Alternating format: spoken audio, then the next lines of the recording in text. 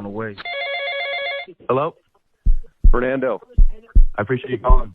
We're going to be thrilled to make you the first pick in the draft here and welcome you to the dark side. Thank you. Can't wait to reward.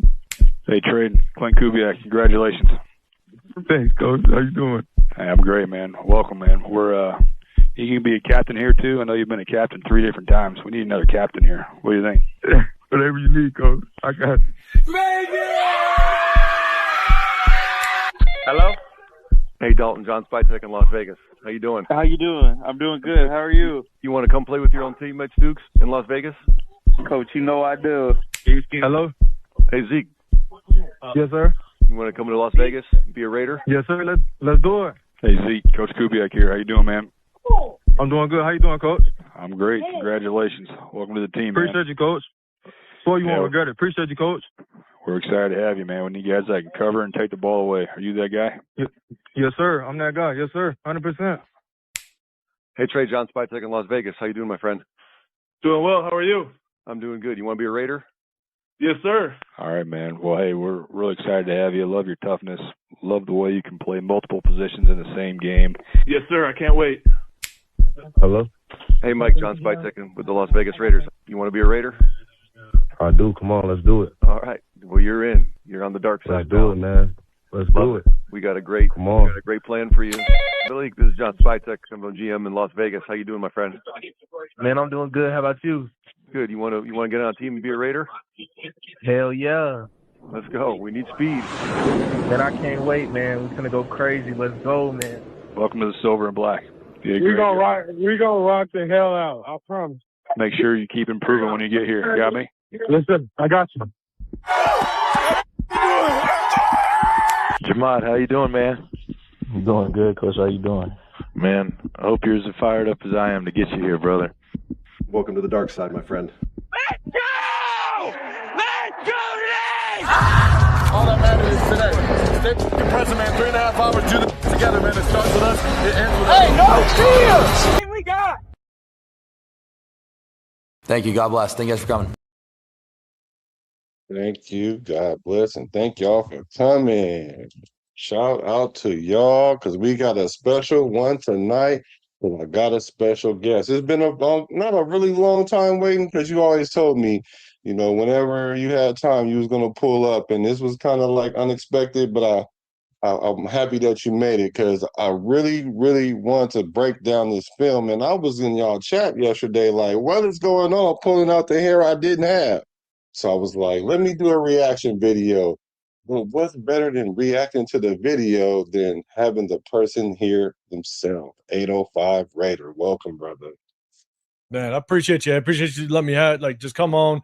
And again, when we break down game film, I always say it in the beginning. I try to say it in between at the same time as basically like, look, like this is obviously coming from my perspective. And even though I have experience, it doesn't mean I'm the end all be all or know it all. And I do not approach it that way at all.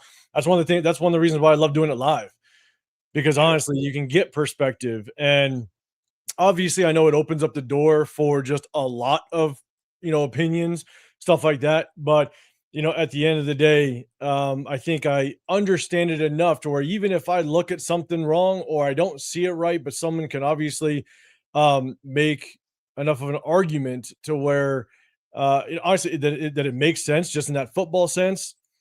Let's do this. I've been around enough coaches to know that when you talk ball, when you go back and forth, if you're not right, but the group of you understand the game enough, then you respect it enough to know, okay, yeah, I'm on the wrong side of it, or you know what I'm saying. And so, trust me, I have been in rooms with plenty of coaches just to kind of know just kind of how it works in the back and forth. So, I'm excited for it. You know what I'm saying? So appreciate you letting me come on here. Yeah, like you said, it opens yourself up to scrutiny too because you've given your perspective or your opinion. And a lot of people, they may think they know how to break down film, and I'm not talking about you per se. I'm talking about people in the chat. It's easy to pick at things without having a whole lot of knowledge and experience with it. And that's why I really want to sit down and talk ball with you. As you say, I love how you put that. We sitting down, we talking ball. And bounce my thoughts off of what your thoughts are and just some of my experience and some of your experience. We were talking in the back, and you have it just shows that you have the experience in the game, and so I would love to sit down and just pick your brain on some things and put a little couple thoughts in your mind and just see what you think about it. So yeah, this ought to be fun. So I'm happy. And if you guys are in the chat, make sure you hit the like button so we can get this one in the algorithm, because they've been talking about this play. Everybody's been talking about this play, and I just see things kind of a little different when it came to this through my experience. But before we get into that, so we'll give people time to come into the chat, is Ashton Jeanty, man. What about that situation? Because yesterday it kind of like caught everybody off surprise, and the Raiders verse went crazy, and the views went crazy, and everybody was doing lives and speculations and all kind of stuff like that. And thankfully, it wasn't as bad as it was that people were thinking. But what are your thoughts about just that near miss? I mean, granted, we don't know exactly what happened, but it could have been a lot worse. I mean, obviously, the initial reaction, I think, was stemmed off of just the beat writers, the way they came out into social media and tried to relay that, he went down, he couldn't put any weight on it. The entire team took a knee and started, maybe saying prayers and stuff like that. And I'm just sitting there going, now, I don't know if that's just the Raiders being overly cautious and making sure, how trainers are, right? Like if you get hurt, the trainers might tell you to stay down. The trainers might tell you, hey, don't move, before we kind of figure this thing out. But when the beat writers came out and said, well, he couldn't put any weight on it, you're sitting there going, okay, like maybe this could be a rough injury. But they built it up a little bit, and I think the nation went in panic mode. I know we went live prior to the news coming out that it was only a sprain, and when we went live, we basically like, look, you got to be in wait and see mode. You have to just wait and see what the injury is. I mean, again, trainers handle injuries differently, especially with Jeanty being a high-profile player. There's a good chance they probably were like, hey, don't move. We're going to carry you off this field just to be safe. You just never know what's going to happen. But the beat writers, man, I'm glad, like they always are, 99.9% of the time, they were wrong with their evaluation. And everything is good. It's just a sprain. But I'll be honest, man, a sprain could be sometimes just as bad as a slight break, based on the sprain, the severity of it, the recovery. He could be out. If it's a bad sprain, he could be out 6 weeks, maybe a little bit more. Who knows? Just dependent on just how bad that sprain is. But hopefully he's suiting up, week one or close to it. But we'll wait and see. But yeah, just glad to hear that it wasn't a bad break. Hopefully he's back, because obviously this offense needs all the firepower it can, especially with what Mike Washington's already shown. Obviously what we know Jeanty can at least present and put on the table. We got to have kind of that dual back there with Kubiak's system. Yeah, I think it's advantageous for us to have both of these guys. And it was kind of crazy because some people they like Mike Washington a lot. Even so much to the point where they were like, well, he might be going to take Jeanty's spot. And that's something I never really saw it like that. But it just kind of like alerted the nation, like, okay, there's a chance that he's going to play. Mike Washington's going to be the number one running back, which still may be the case, at least for the first couple of weeks, like you said, because the sprain could be bad, depending on, how, high ankle sprain or just regular ankle sprain. Like Colton Miller was out from a high ankle sprain for a minute. I get that we held him out because, the season was terrible, but he still was out for a few weeks, right? And so I'm just happy that it was something like that, because I was like, man, worst case scenario. I mean, not worst case, but best case scenario. I was hoping that maybe if they were talking about a knee, could it just be something like a sprain or maybe a bruise or something like that? I was just hoping for the least. But then when they said it was an ankle, I was like, okay, cool. Because like you said, once they got to doing the prayers and all that, you would think that his leg got separated from his knee. I mean, like. So yeah, the beat writers, like you said, they know how to sensationalize this thing, and I rarely listen to them. I listen to certain ones, maybe 50% of the time, but yeah, they kind of got us in a panic and a fury, and I like to postpone my judgment until I get more information too. So shout out to the Raiders for taking all the precautions, because as they've been doing that, anytime there's been any inkling of an injury, they've simply just like shut it down. Even with JPJ, we don't even know what happened to JPJ because we want him to make it to the regular season. So I'm just glad that they decided to, take all the precautions, and hopefully he will be back sooner than later. 100%. But I'll be honest, with Mike Washington and what he's shown so far, granted, it's against backups. A lot of times it's just against backups. He's really not going against the number one defense. I'd be shocked if we see him this week's preseason game, knowing that Jeanty is recovering from an injury.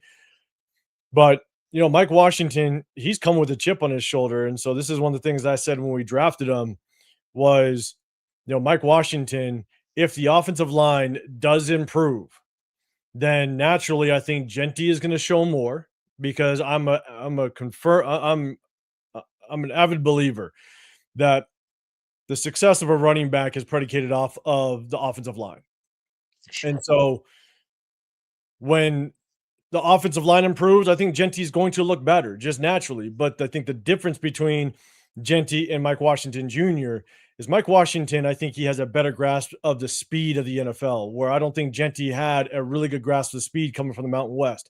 And I think that's why he struggled last year. The offensive line was not good last year at all, but there were plenty of opportunity where Jeanty could have made the right cut, or just had just better vision through the hole. And that would have been the difference between him hitting, 900 plus yards and maybe reaching that 1,200 yard mark. And so I think Mike Washington has a better chance of having those wow plays where he might get, only 30% of the carries, but one of those carries, he might rip off a 40-yarder, where Jeanty just doesn't have that speed to be able to kind of just take off, right? Mike Washington, he's a 4.3 guy, and he's still getting hawked a little bit. And so, yeah, I agree with you on that. He did get grabbed from behind by a 4.45 guy. Yeah, and so at the end of the day, though, Jeanty's not a 4.3 guy. And so, and a lot of times Jeanty likes to run into contact. So I just think that, and you know how it is, and it's not just the Raider fan base, but it's all fan bases. The fans like wow plays. And out of all the carries Jeanty had last year, out of all the touches, he really only had 2 wow plays, one against Chicago, one against Houston. And you see just out of 2 games, Mike Washington's already popped off 2. And so if he continues that trend, and again, still got to remains to be seen. He isn't going against a first team defense. There's already rumblings of people saying, Mike Washington, he might need to get more carries. And so at the end of the day, I just think it'll be really interesting to see just kind of how this season goes. And if Jeanty is injured for, let's say, 2-3 games into the season and Mike Washington starts to pop, it's going to be very interesting how Kubiak handles the rotation in that backfield. Come on, man. This was supposed to be a softball topic, and we were supposed to at least see eye to eye on this, but I forgot that you think that, Jeanty he doesn't see the whole the way he should. And I kind of agree with you in that, though. I do agree with you in that. But my question to you is, I want to ask you this too. That was funny that you brought this up, is, do you think, and you play running back too, that's the one position I did not want to play. You got to be a special guy to play running back and linebacker, and they kind of dance together. So when you were running back, because they kept trying to get me to play running back, and I was just like, nah, I ain't getting hit by linebackers all game. I'm not doing it. So, but when you're running through a hole, right, and the blocking isn't how it's supposed to be, and so you have to anticipate a lot when you're a running back. I was a running quarterback, but I wasn't a running back. But so you got to anticipate sometimes. And so then if you get used to the line not blocking a certain kind of way, you already might make a cut when you shouldn't, because when that hole actually is there that time. You know what I'm saying? So you don't necessarily have that patience. So my question to you would be is, do you think that between year 1 and year 2, that maybe that patience will develop, and with this blocking scheme that we know that's going to be really honed in, unlike last year, you don't think there'd be a jump from that almost 1,000 yards to maybe like 1,150 or 1,200? So I guess there's two ways I can look at this because one, I 100% agree. When you're a running back and you just don't trust your offensive line, you will get that ball with hesitation, right? And so, and this is kind of one of my knocks on Jeanty is when you pick him number 6 overall, there's got to be some sort of special. There's got to be a wow, right? He's got to be able to compensate a little bit for the lack of the offensive line, right? But at the same time, you're still running behind a professional offensive line. So it's not like every single snap is tragic, right? There was plenty of times where the hole was there, the cutback lane was there, and he just didn't see it. But I will 100% agree that there is that hesitancy when, more times than not, the offensive line is literally allowing the D line in, you're getting your ass kicked. There's going to be that hesitancy. But then there's also plenty of times throughout the season where Jeanty got himself into open space. They ran some screens with him. They threw the ball to him. There was times where he did break to the second level untouched. And the problem is it was a clear cut one way, either cut left to the sideline, wide open, you're gone. But what does he do? He cuts back into the defense where there's 3 defenders. And so the one thing I do know is you can't teach vision. You either got it or you don't. It's like pocket presence. You can't teach pocket presence. That's instinctual. You got to feel the pressure. You got to understand where the pressure is coming from. And there's so many things happening in a matter of a half a second that you either have pocket presence, you either have vision, you either have a feel for the pocket, you either have a true understanding of the flow of the offensive line and the defense, or you don't. And honestly, you can't teach that. That's instinctual. And to me, if you go back and you watch, if you go watch Jeanty at Boise, the one of the big issues that I had with him was that he welcomed contact. He broke a lot of tackles, right? It wasn't like he had this vision to where he's just running away from guys left and right and going untouched.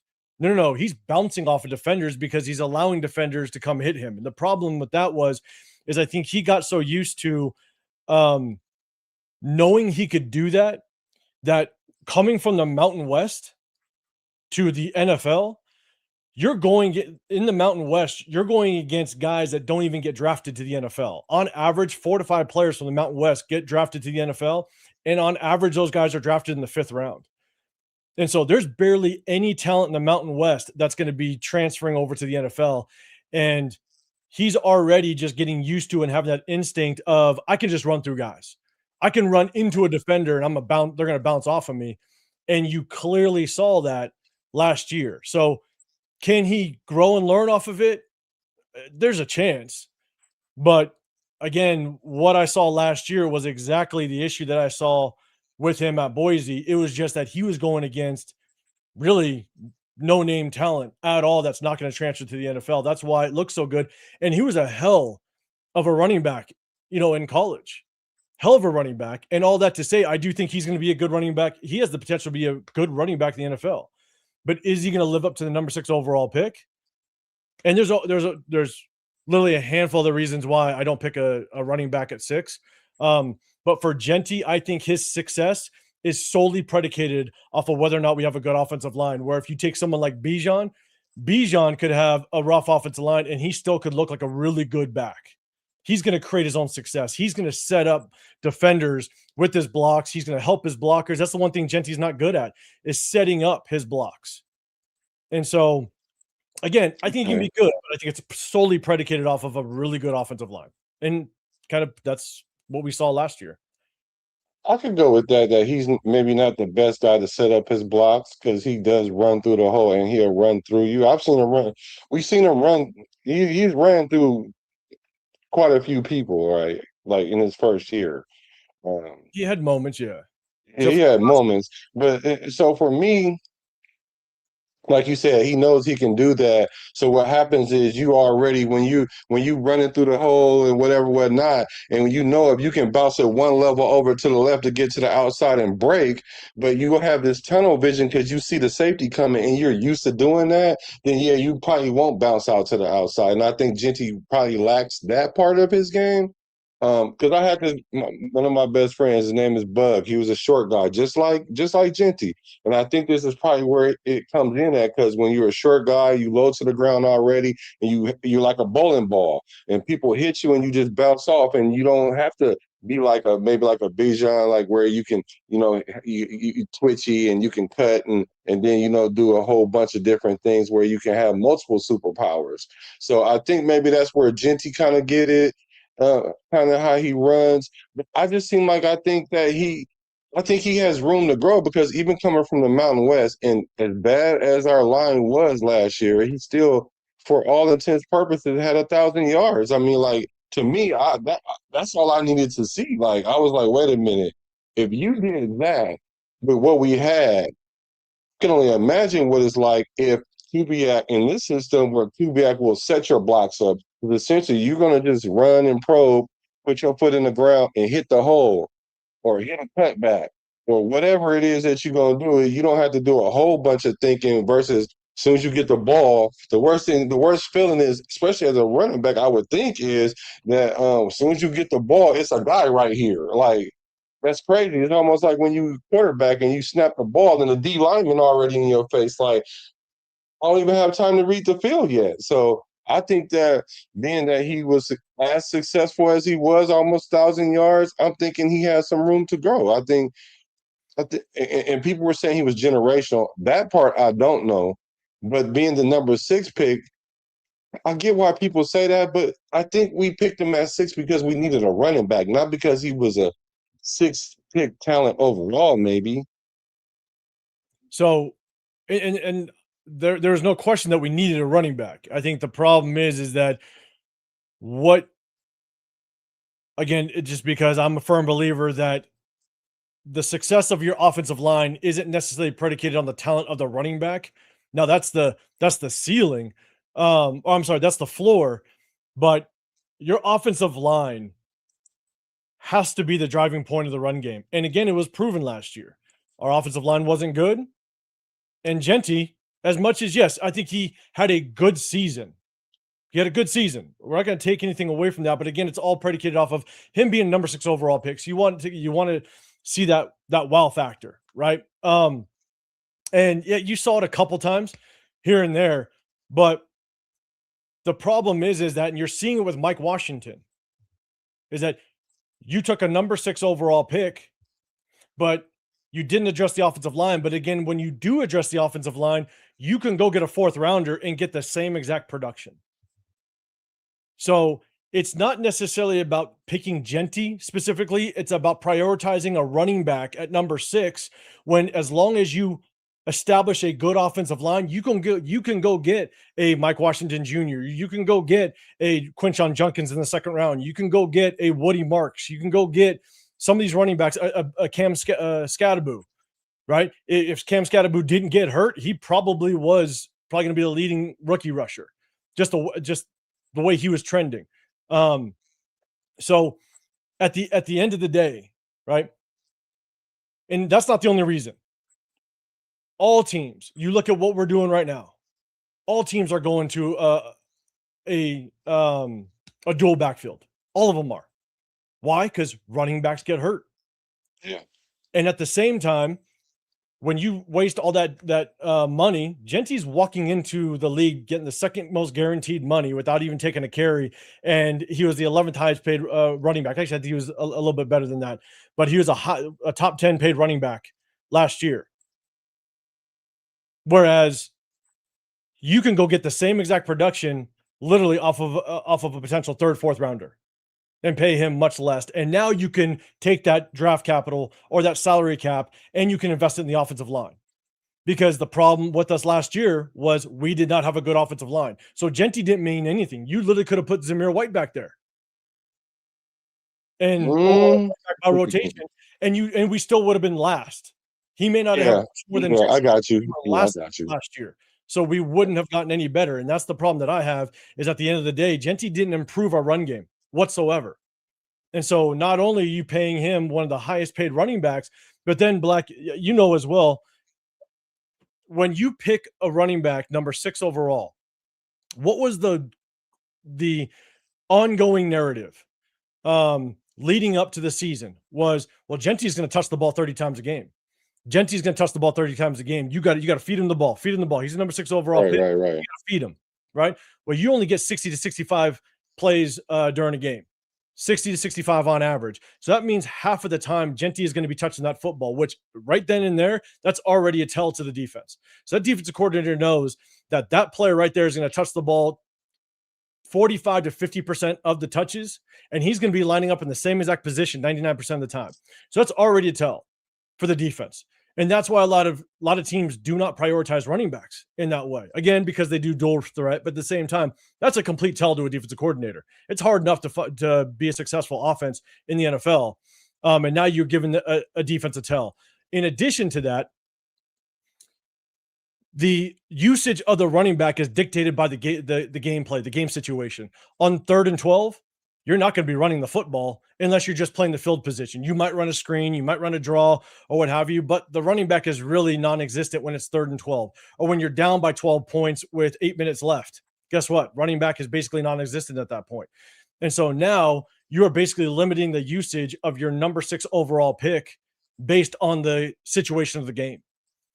And so in all those instances, for me, I think that if you take not only that salary cap that now you're paying Jeanty as one of the top paid running backs in the National Football League, and you invest that in the offensive line, and I'm a big building trenches guy, then you're killing 2 birds with one stone. You're protecting your most prized possession, which is your quarterback, and then at the same time, now you can go get a 4th or 5th round running back, or like I wanted, go get a running back off of free agency that you're paying half the money, and you're going to get just as better production or just as much or equal production.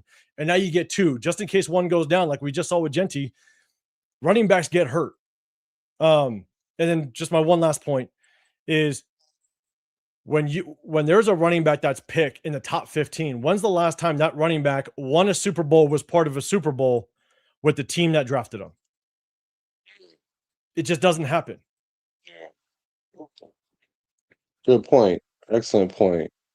You answered my question. One of my questions was, I was like, well, who would you, if you not Jeanty, who would you have gone?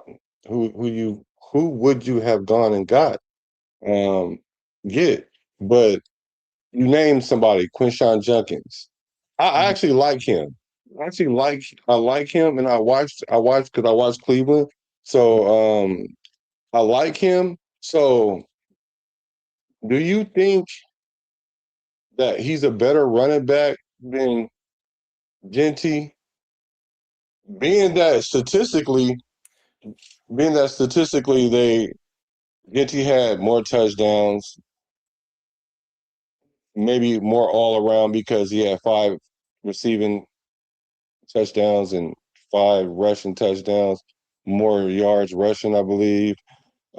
But how they used him, I can see how he was Junkins. I can see how he was formidable until he got injured. And then for me, when you get injured too, though, that kind of takes a knock off you because I don't care how well you play, if you get injured, it kind of, and Jeanty didn't get injured. And he was a main back. So those 2 guys, how do you weigh those 2 guys? Because it sounded like to me that you'd have got Junkins before you would have got Jeanty. I struggle to even take a running back in the 2nd round. I just think there's too much value in other areas. I look at Junkins and Jeanty as very similar running backs. They're bruisers. They're going to come through and they're going to run through you. That was one of the things I saw with Junkins at Ohio State, is where he wasn't this shifty guy that's going to juke you out. Neither is Jeanty, right? They're just straight line runners for the most part. The only reason why I would put Junkins over Jeanty was because, again, the conference, right? He's going to be able to come to the NFL and be just a little more used to the speed of the NFL. Where, again, I think Jeanty, that's the biggest struggle that he's having currently, is just the speed of the NFL. I look at I've said this comparison before, and I said it even before we drafted him. I look at a running back from the SEC going to the NFL is literally like it's like a true freshman, right? A true freshman or a freshman, starting in the SEC, now playing in the NFL. Like the speed is different. It's night and day. But even though it's night and day, the running back position is the most transferable position to the NFL, right? A lot of running backs are you assume that they're going to get it very, very quickly in the NFL because the blocking schemes are the same. You got a power run scheme. You also have a zone run scheme, right? There really isn't much difference in just the blocking schemes from college to the NFL. Now, going from the Mountain West literally to the NFL, in my opinion, is like damn near being like a varsity player in high school and now trying to go play in the SEC. It's just the speed is night and day. And that's the reason why I had Junkins above Ashton, because he played in a conference that he's now playing against more NFL caliber players that will be drafted to the NFL. So I think his transition is going to be much easier to the speed of it. But even in addition to that, you look at Junkins, that Cleveland Browns offensive line was not good at all. That was arguably just as bad as ours. And not only did Quinshon Junkins not have really any offseason because of the allegations that hit him in that offseason, he didn't even have any basically preseason games, really no warm-up. I think he missed the first couple games and then he got injured. So I think he played 3 less games than Jeanty, and he was, I think, only 50 yards away from beating Jeanty's or, exceeding Jeanty's rushing yards. And so at the end of the day, you give Quinshon Junkins 3 more games. I mean, he probably eclipses the 1,000-yard mark. So again, it's not to say that Jeanty's bad. It's just to say I just wouldn't have literally took a running back at number 6. The 2 guys that I wanted was Tedero McMillan and Kelvin Banks, the right tackle for Texas. And so those are the 2 guys that I wanted. And Kelvin Banks ended up being an all-pro right tackle, an all-pro rookie right tackle. And obviously we know Tedero McMillan was the offensive rookie of the year. And so, again, because I'm more of building the trenches. I want to build in the trenches. So I would have went and got Kelvin Banks to try to anchor up this offensive line. But then if you look at Tedero McMillan, I know some people have made that argument that, oh, well, bad offensive coordinator, Geno Smith wasn't good. I understand that, right? Wasn't good. But at the end of the day, if you go look at the production that Tedero McMillan had with not the best quarterback in Bryce Young. Bryce Young was looking like a bust, but the moment T-Mac went over there, all of a sudden now they're in the playoffs and Bryce Young's looking good. So he contributed to helping Bryce Young look good. In addition to that, he's getting paid like the 40th highest paid receiver in the National Football League. So you now have a potential number 1 receiver that has top 10 potential, and you're going to pay him like the 60th highest paid receiver by his 2nd or 3rd year in the league. It's like the JSN conversation. JSN was one of, if not the best receiver in the National Football League. They just extended him, but man, he was getting paid basically pennies for the production that he was getting. So that allows you to be able to take that salary cap and move it to the offensive line and be able to build the trenches and establish really the ground game with maybe a 4th or 5th round running back. And so that's why I would have went receiver, because Chip Kelly's gone. Now we have ourselves a much better offensive coordinator in Clint Kubiak. If you could imagine Tedero McMillan being on this team right now, our number 1 receiver, our receiver room looks solid now, as opposed to the bunch of question marks that we have today. So. Yeah, okay. So what do you think about this question? Shout out to the chat. I see you guys. Got some good comments and whatnot. Here's one that stuck out. He said, "Do you recall Jeanty broke a rookie record even with a bad line?" What do you think about that? So the problem with just looking at the numbers itself, you also have to take into consideration that Jeanty had far more carries than really any other rookie, even just this year, right? Jeanty was our only running back. All the other rookies either got injured, Scadaboo got injured, and everybody else was in a rotation. And so they didn't even touch the carries that Jeanty had. And so as much as, yes, he broke our rookie record, and that's great. Again, I'm not saying he's a bad running back, right? But also at the same time, he also didn't show, like I just said, that Tedderell McMillan went over to the Panthers and made Bryce Young look like a serviceable, good quarterback. Whereas Jeanty, we were the worst rushing team coming out of 2024. And then with picking him at number 6, we were still the worst rushing team last year. So there was zero improvement, not even by 1 spot or 2 spots. We're the worst rushing team. And so there was zero improvement with Ashton Jeanty. But again, you can't compare him to the other rookie running backs because he literally had, I don't know, I don't know exact numbers, but well above the amount of carries that any other rookie had. So having that comparison is really hard to like justify in comparing him to other rookies, to be honest. So before let's get to the quarterback, we just spent 30 minutes talking about Jeanty. But these are the stats between Jeanty and Judkins. Ashton played 17 games, started 17 games. Judkins 14 games, he started 14 games. 266 rushing attempts for Jeanty, 230 for Judkins. Rushing yards 975 to 827. Yards per carry 3.7 to 3.6. Rushing touchdowns is 5 for Jeanty, 7 for Judkins. Receptions 55 to 26. Receiving yards 346 to 171. Receiving touchdowns 5 touchdowns to 0. Total scrimmage yards 1321 to 998. So total touchdowns is 10 and 7.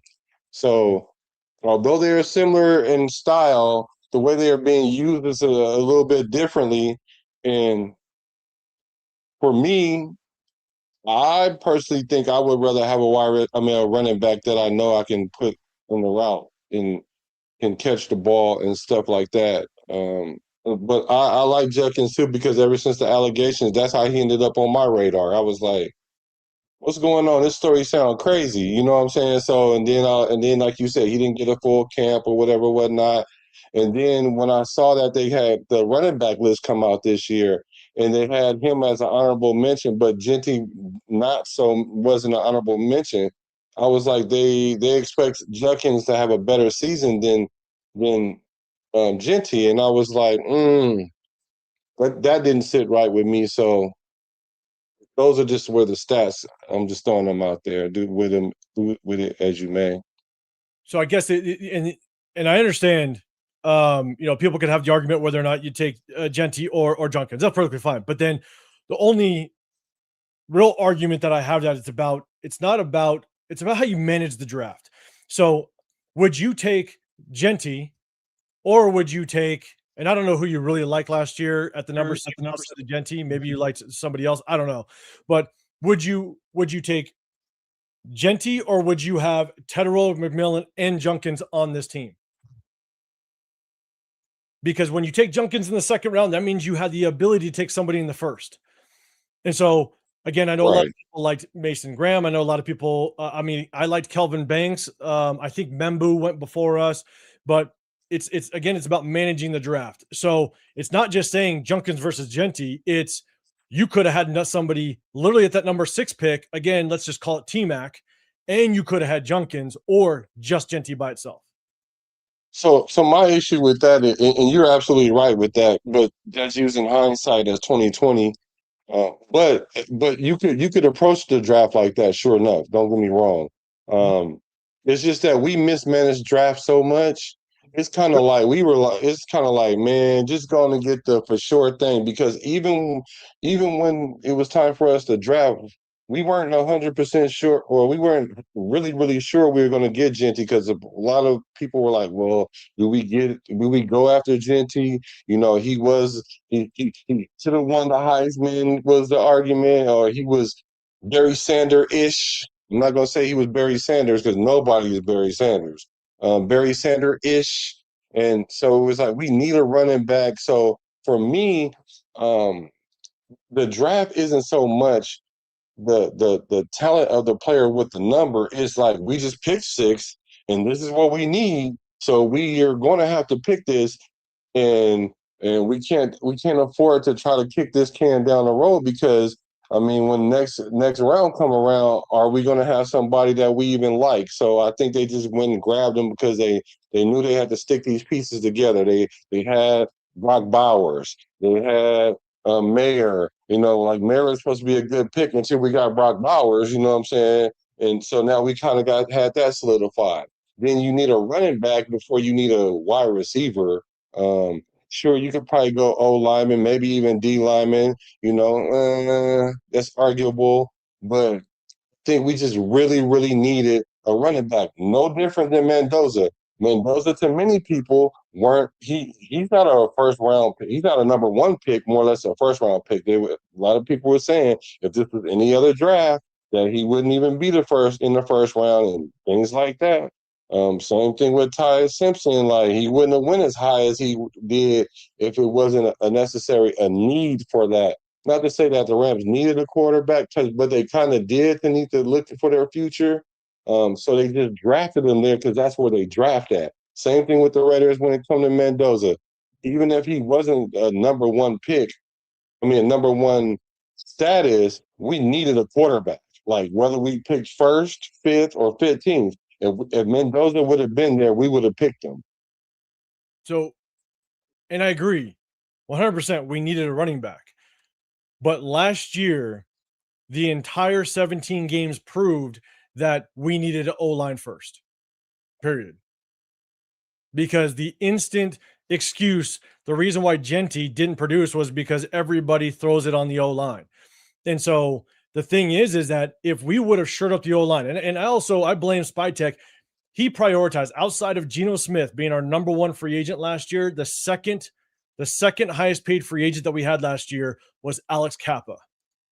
I think everybody knew Alex Kappa was not going to be the answer to this offensive line. And so that's why that's why I told people when we drafted Jeanty, I said, Jeanty will not improve our run game. Point blank, period. Not just because Jeanty can't be potentially good, but it's because we didn't address the offensive line properly. And so last year literally proved that picking a running back at 6 is not the answer to a better running game. It's literally the offensive line. The offensive line will dictate the success of your running game. And that literally proved it last year. And so that's why, in my opinion, if we would have gotten a better guard in free agency and then maybe went offensive line to share it up. And again, like, I hate to go like too off track because at the end of the day, Brendan Carroll was our offensive line. That was the other reason why I thought our O-line was going to be trash. I knew that Jeanty wasn't going to improve our run game because Brendan Carroll was never qualified for it. I knew that the moment we hired him. I said it live back in May of last year. We didn't prioritize the offensive line. And again, I just didn't think Jeanty had the tools to be able to compensate for a bad offensive line. And he didn't. So, again, last year just kind of proved we needed to improve our offensive line in order to have a better run game. And what we did last year resulted in the worst running game in the National Football League. Honestly, I don't think it would have mattered who we would have drafted. The team would have looked the way it did because the way our top down looked. I like to say all the time, you win championships from the top down, not the player up. And we had so much kerfuffle going on in the head office. You had Pete Carroll funking with Chip Kelly. Pete Carroll funking with Patrick Graham. Chip Kelly funking with what's his name? Pete Carroll's son. Like it didn't work out. It wasn't going to work out. But now the thing I will say about Spytek is he is a win now type guy, but he also plans for the future because now looking at it, our running back room is solidified. Our O-line is, I would say, solidified. Because I for sure knew that our O-line wasn't that bad last year. The way they ranked last year was not indicative of what we had going on because of the injuries, and we just held out players, and we just was going downhill. But let's spin off of this. Let's get to the quarterback. Let's get to the quarterback information because I want to respect your time and and get to the meat and potatoes here. Yeah, Unless you want a rebuttal to what I was just saying. Well, the only thing I would say is I'm very skeptical on Spytek. I do like that he brought in the linebackers that he did. I love the fact. Quay Walker was without question my favorite free agent signing. Linderbaum obviously is right there with him, but I'm just excited. I told you earlier I played linebacker and I was mainly a defensive guy. Was an offensive coordinator for quite a while, but Quay Walker is just exciting. I think what he's going to bring to the table, the versatility, I think is going to be great. Again, love Linderbaum. But when you talk about the draft, I'll be honest with you. I think Spytek is on the hot seat for me a little bit with the draft because it looks like everything is developmental. Everything's developmental. You look at all of his draft picks last year, Jeanty coming from the Mountain West small school. Again, I just stated the reason why I didn't like the pick, and that's neither here nor there anymore. But Jack Besh, former tight end, 1 year of receiver experience. Then you draft him in the second round, and he's still trying to figure out who he is. Darian Porter, former receiver, 1 year at corner, 1 year experience. So now he's a developmental guy. And then you're taking Caleb Rogers, which was a tackle, and now you're going to try to push him down to guard, which isn't uncommon, but again, it's developmental, right? Then you go after Caleb Rogers. And mind you, this is after you brought in Alice Kappa, horrible decision of free agency, and then you draft Jeanty at number 6, knowing that we have an issue on the offensive line, and you'll get a developmental guy that you're going to push down to guard, and then a small school guy out of Caleb Rogers. Like, you did nothing to help Jeanty. You got a running back at 6, but you did nothing to help him. And so these, and you look at what they're doing today. Jack Besh is still a question mark what he's going to be. Darian Porter, he's in the starting lineup, still a question mark on what he's going to be. But then you have Caleb Rogers and Charles Grant that aren't even touching the starting offensive line right now. JPJ is right now penciled in as the starter, but now you're getting guys in year 2 that aren't going to even start when you got them in the 3rd round. Then you look at our draft. Our draft, 3rd round guys, you got backups. You got a trade in Stooks that I don't even know if he's going to start. He's working with the ones, but if you look at what the trend is in training camp and everything, 6th round guys and undrafted free agents are starting with the ones. And I think it's just a rotational thing. So, we don't know what Trade Stooks is going to be. He's kind of getting some rotation. It remains to be seen. But then you got Kieran Crawford. He's not going to start this year. He's going to be rotational. He's not going to start over Max. He's not going to start over Kwity Paye. And then you got Trey Zune, that they have no clue what they're doing with the kid right now. He's playing some snaps at tackle, maybe some guard, maybe some center. So when you're the worst team in the NFL and you get nothing but rotational pieces or question marks, like, it's not like we're a top 5 team last year where you have nothing but solidified starters all across the board, where you have that luxury to go get backup guys that maybe you can develop for a year or 2 and then let a guy walk to free agency. You don't have to pay him big bucks because you just drafted somebody to replace them. No, we were the worst team in the NFL last year. We were not good at all. And you literally just drafted a bunch of guys that are a bunch of question marks. Like, we literally have one guy starting, maybe 2 out of the last 21 draft picks. Oh yeah, I guess I don't have to ask you what you think our draft grade is then. But that's just the reality. Because this year I felt like we stole the draft, but you see it opposite of that basically, and for good reason. I can literally see why you're saying that. I can see that. I just think that Spytek is although these guys are developmental, I do see that 2 years from now, what we're wanting right now will be what we will have. But not only that, it'll be locked in. But that I don't know. We don't know that. I don't know that, should I say? Because a lot can happen between that time. Like Stooks, I think Stooks was a good pick. A lot of people were upset about the Stooks picks. I'm very high on the Stooks pick. And if he doesn't start the season, I can understand why not, but I can see him starting by the end of the season, and I think he's going to pan out very well. But what also is really difficult, though, if you go back and you look at his draft picks from last year to this year, he's also got a lot of repeat positions.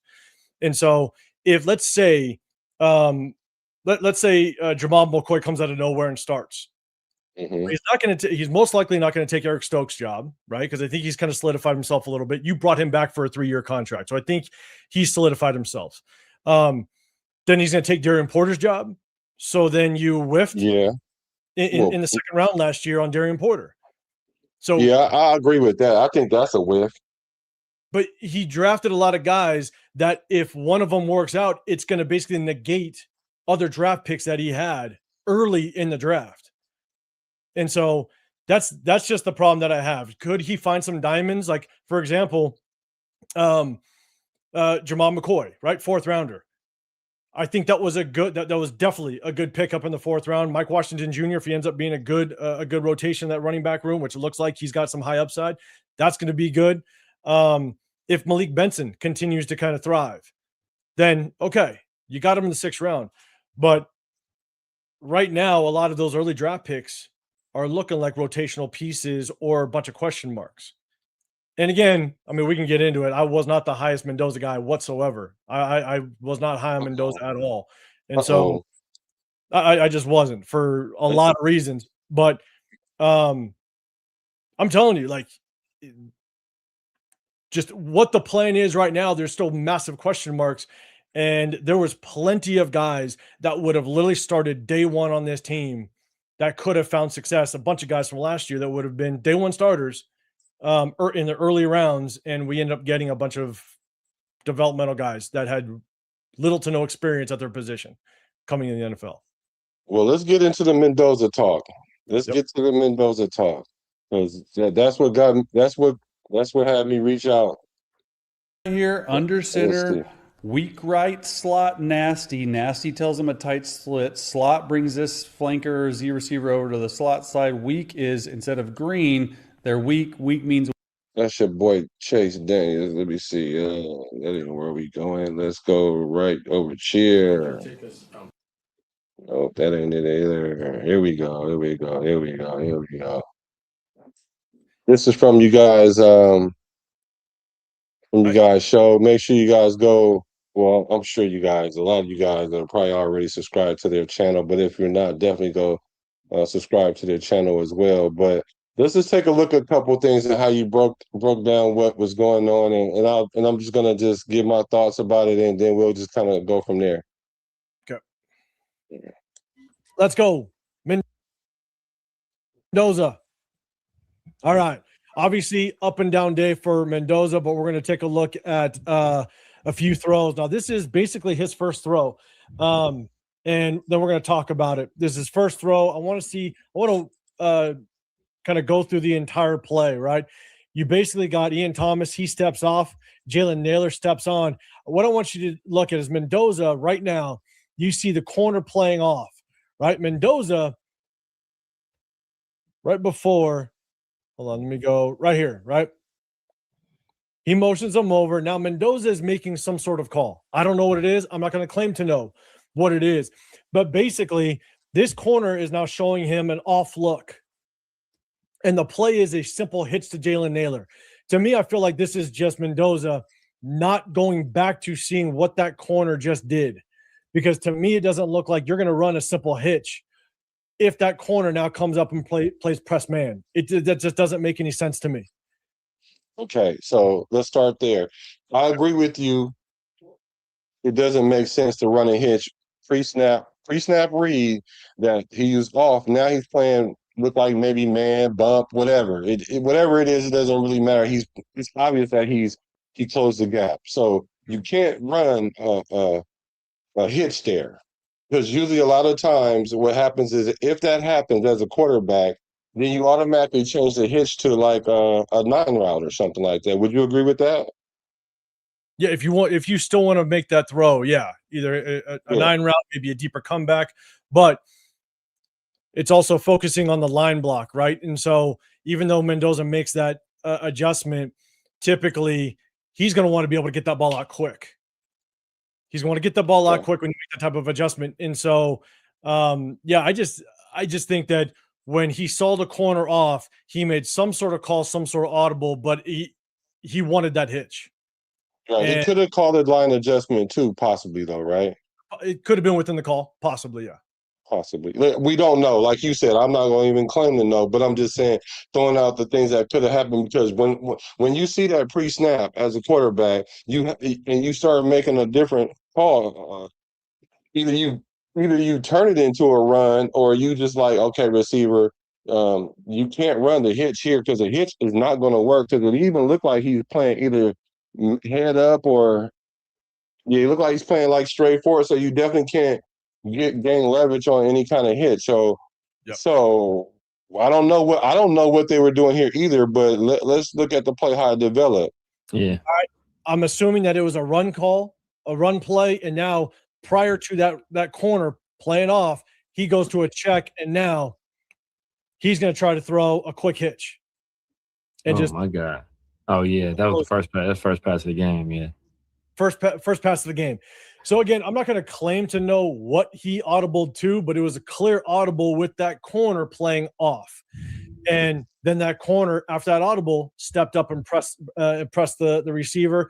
And maybe, in my opinion, Fernando probably took his 3-step drop, looked over, saw that corner on him. Maybe he threw it over a little bit intentionally. I don't know. So do you think it's possible that could have been a back shoulder?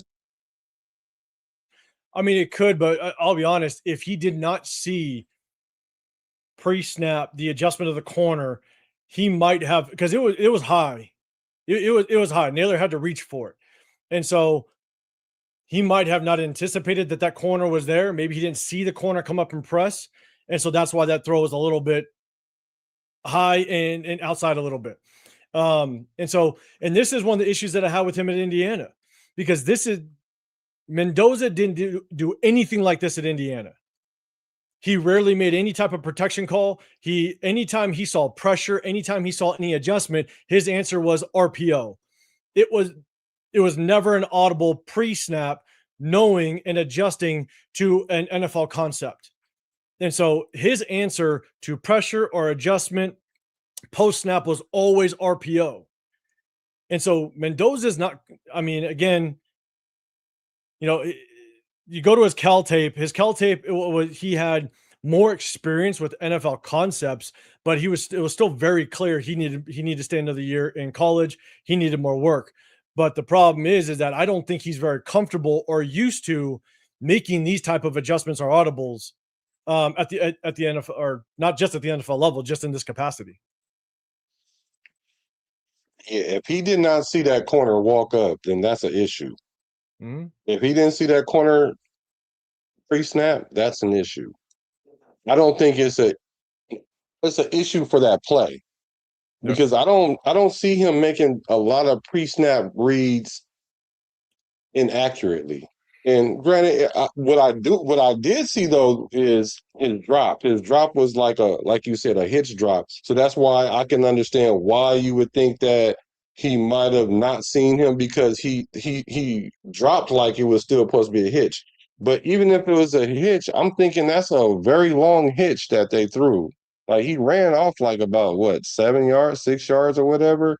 Yeah, in the NFL, in the NFL, you got basically this is what I kind of try to tell everybody a little bit. We talk about the chemistry with receivers, and again, this also could just be off chemistry with him and Naylor.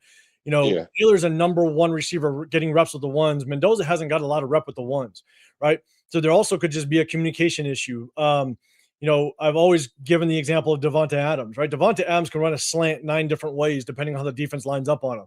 And so when Naylor goes to run maybe a hitch or a comeback or what have you, like maybe Naylor's like, hey, I'm going to run this as a 5-yard hitch, and maybe Mendoza thought it was going to be, a 1-step or a 3-step hitch.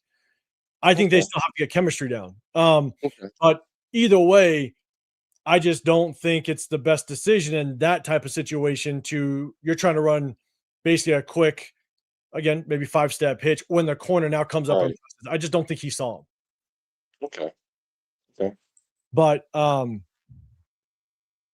just to me, it was a bad read by Fernando, and maybe you just execute the run if that was what was originally called. Kamara last year, that's a house call.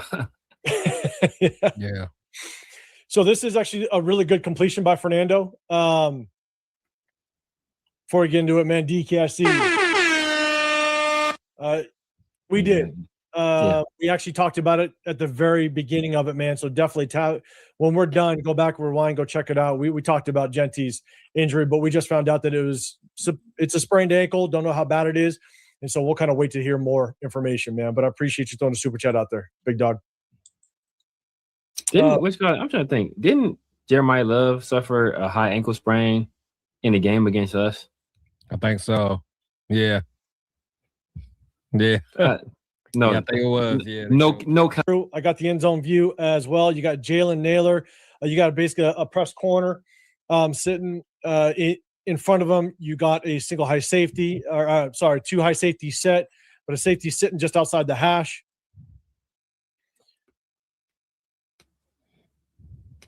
Good ball placement right outside that sitting safety. Right there. Great ball placement.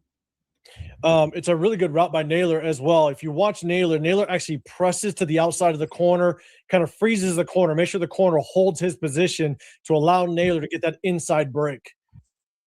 Okay. So when you see that play there, what I see there is, like you said, two high safety. It looks like somewhat of like a cover two. They have a guy that runs to the flat. Well, he didn't run to the flat because it was a receiver across his face. So he showed like kind of like a man, but he never leaves his zone.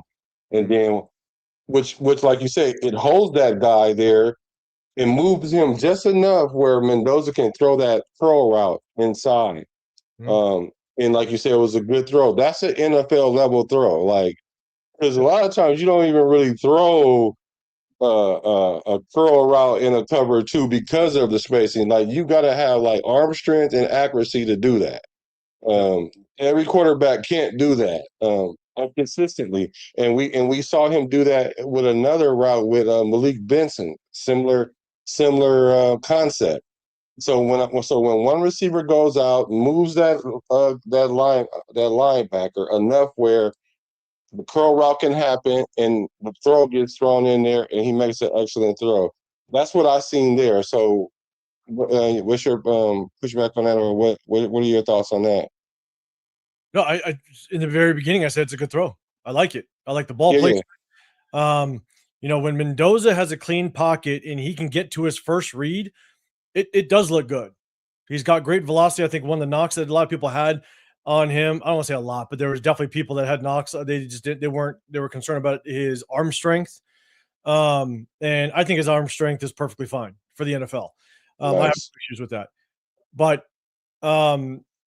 it's a good throw. Again, very similar to the Malik Benson throw in that first preseason game. Again, Naylor did a really good job, kind of press that corner, make sure that corner stays outside leverage of him so he can get a clean inside release. Fernando saw the backer kind of drop into the spacing into that hook curl zone, but the backer kind of drifted just enough so that he can kind of play something inside. So it's a good play. So that was a good rep, pretty much. All right. So let's see here. I'll play it one more time, then I'll go end zone view. But watch Naylor's release, get after him, freeze him, bang. Yeah, that was good. Good route by Naylor. And in that end zone view, that looks like, and the ball came out the ball came out of me. The one trend that I am seeing with Fernando is and this is what we saw at Indiana, when his first read is there, he tends to have a good, clean release, good velocity on the football, right? Good footwork. It's just when it's there, it seems like a good ball majority of the time, but it's when he's got to get to that second or that check down, or he's got to move in the pocket, everything starts to get really shaky, right? But if that first read's there, he's on it, right? He's got to get better, which going through that progression. So one thing we could agree on is that when that first read it, matter of fact, because when he's decisive, he's good. He's good. He even threw him open a little bit. He moved him a little bit. He threw him open a little bit too. So we're going to talk about throwing receivers open in the play that's in question with the pick-6, but he kind of led him right there into the nice soft spot. Good throw. We agree pretty much overall that is. So good rep, right? So let's get to the next play. Is that the same? I can't remember. Is that the same concept that he threw to Malik Benson? It was a similar throw where it's a kind of a layer throw over the linebackers and in front of the safeties. I don't remember if it was the same concept. Similar concept because Naylor's kind of running that comeback route a little bit. Okay. It was a little bit more inside, but again, it just could be the difference of receivers running their routes. But it does look like a very, very similar concept. And again, good ball placement by Fernando. Yeah, very, very good ball placement. One thing I'll add is if you look at the cornerback play and the way he reacts to the player coming to the flats, this could be more of like a palms coverage where that corner he was playing that number 2 receiver. So that receiver that comes to the flats, he was reacting off of that second receiver because in that palms coverage, you're going to be able to the corner is going to drop and he's going to react until that second receiver threatens the flats. And so I think that's what also kind of helped. It was a good route by Naylor, but that also I think helped Naylor kind of get that leverage on the inside. Whereas when the play with Malik Benson last week, that was more of a true cover 2 where that corner didn't have any threat to the flats and stayed on top of Malik Benson. And so, but again, great ball placement. It was a great example of Mendoza throwing the receiver open last week. And so that was just, I think, just a small difference between this play and last week's play. It's just the difference of coverage. Okay, now we'll get to there's a few more throws, but we'll definitely get to the interception because obviously that's been what has been talked about. All right, so we'll take a look at this interception. Basically, a very simple flood route concept. You got Hayward that gets to the flats. You got Malik Benson that's going to try to get to the corner. You got Jalen Naylor that's going to get to just a deep out route. Again, tiered flood route concept, and then you're going to have basically a delayed release to the middle of the defense with Mike Washington Jr. So we're going to play it all the way through, and then we'll break this thing down. And I also have the end zone view. Fake handoff, delayed release by Mike Washington, and picked off. We're not going to watch him run it all the way back. Yeah, Fernando. I love the effort out of Fernando on trying to stop He was but man. That dude, the way he dove, you asking to get hurt. Yeah, right on that shoulder. Yeah, man. That's a separated shoulder. Yeah. Easy. So there's a lot to kind of pick apart with this one, in all honesty. And he was moving though. Fernando was moving. I'm mad. And so basically on this one, right? Again, you got Malik Benson that's trying to get to the pylon. He's running that deep corner out, clearing everything out. And again, I couldn't get the end zone view. They didn't give me the view to kind of see the receivers at the same time, which sucks. The one thing that Fernando is going to have to figure out is college open and NFL open are very different things. It is. Right? And so in order to be able to complete a lot of passes in the NFL, you have to throw with anticipation. You have to throw before the receiver it gets into their break or even makes their break, right? And so if he would have tried to hit Malik Benson, there was a chance for him to be able to put on the back pylon, throw it where Malik Benson can get it. There was a chance. Now you have also Jalen Naylor.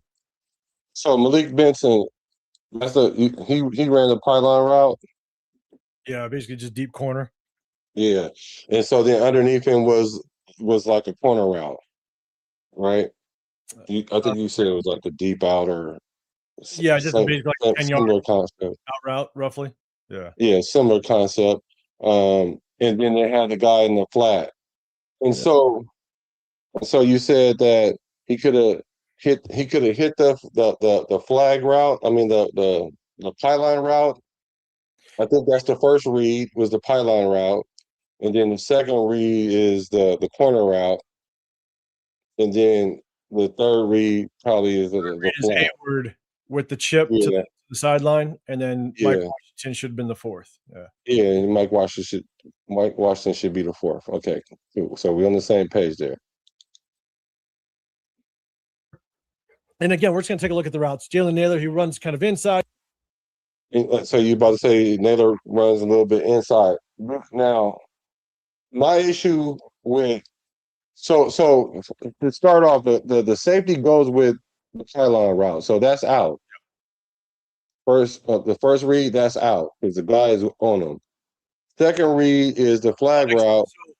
This is the hard part is I didn't have the end zone view. So as soon as Malik Benson breaks, there is some separation. I'm not saying that Fernando should have thrown it, but there was some separation. So if he wanted to chance it, again, you're throwing that to the back of the end zone to the pylon. So if you could throw it where only Malik Benson can get it, there was a chance because Malik isn't even into his break yet, really.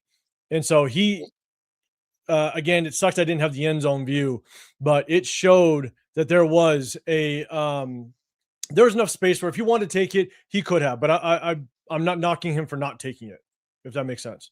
Yeah. So, and a lot of times what happens is the reason why that route is even there, unless the guy just blows by him and it's like obvious he's going to be really, really open, is to clear out for that flag route. Correct. Like the primary would probably be that flag route. Like, yeah, the number one read is that pylon route, but that's to clear the safety out. Now you have your wide receiver in between these two guys. Now you're going to read those guys to see who responds, because ideally you would want to throw this flag route to all that open space that's by the sideline.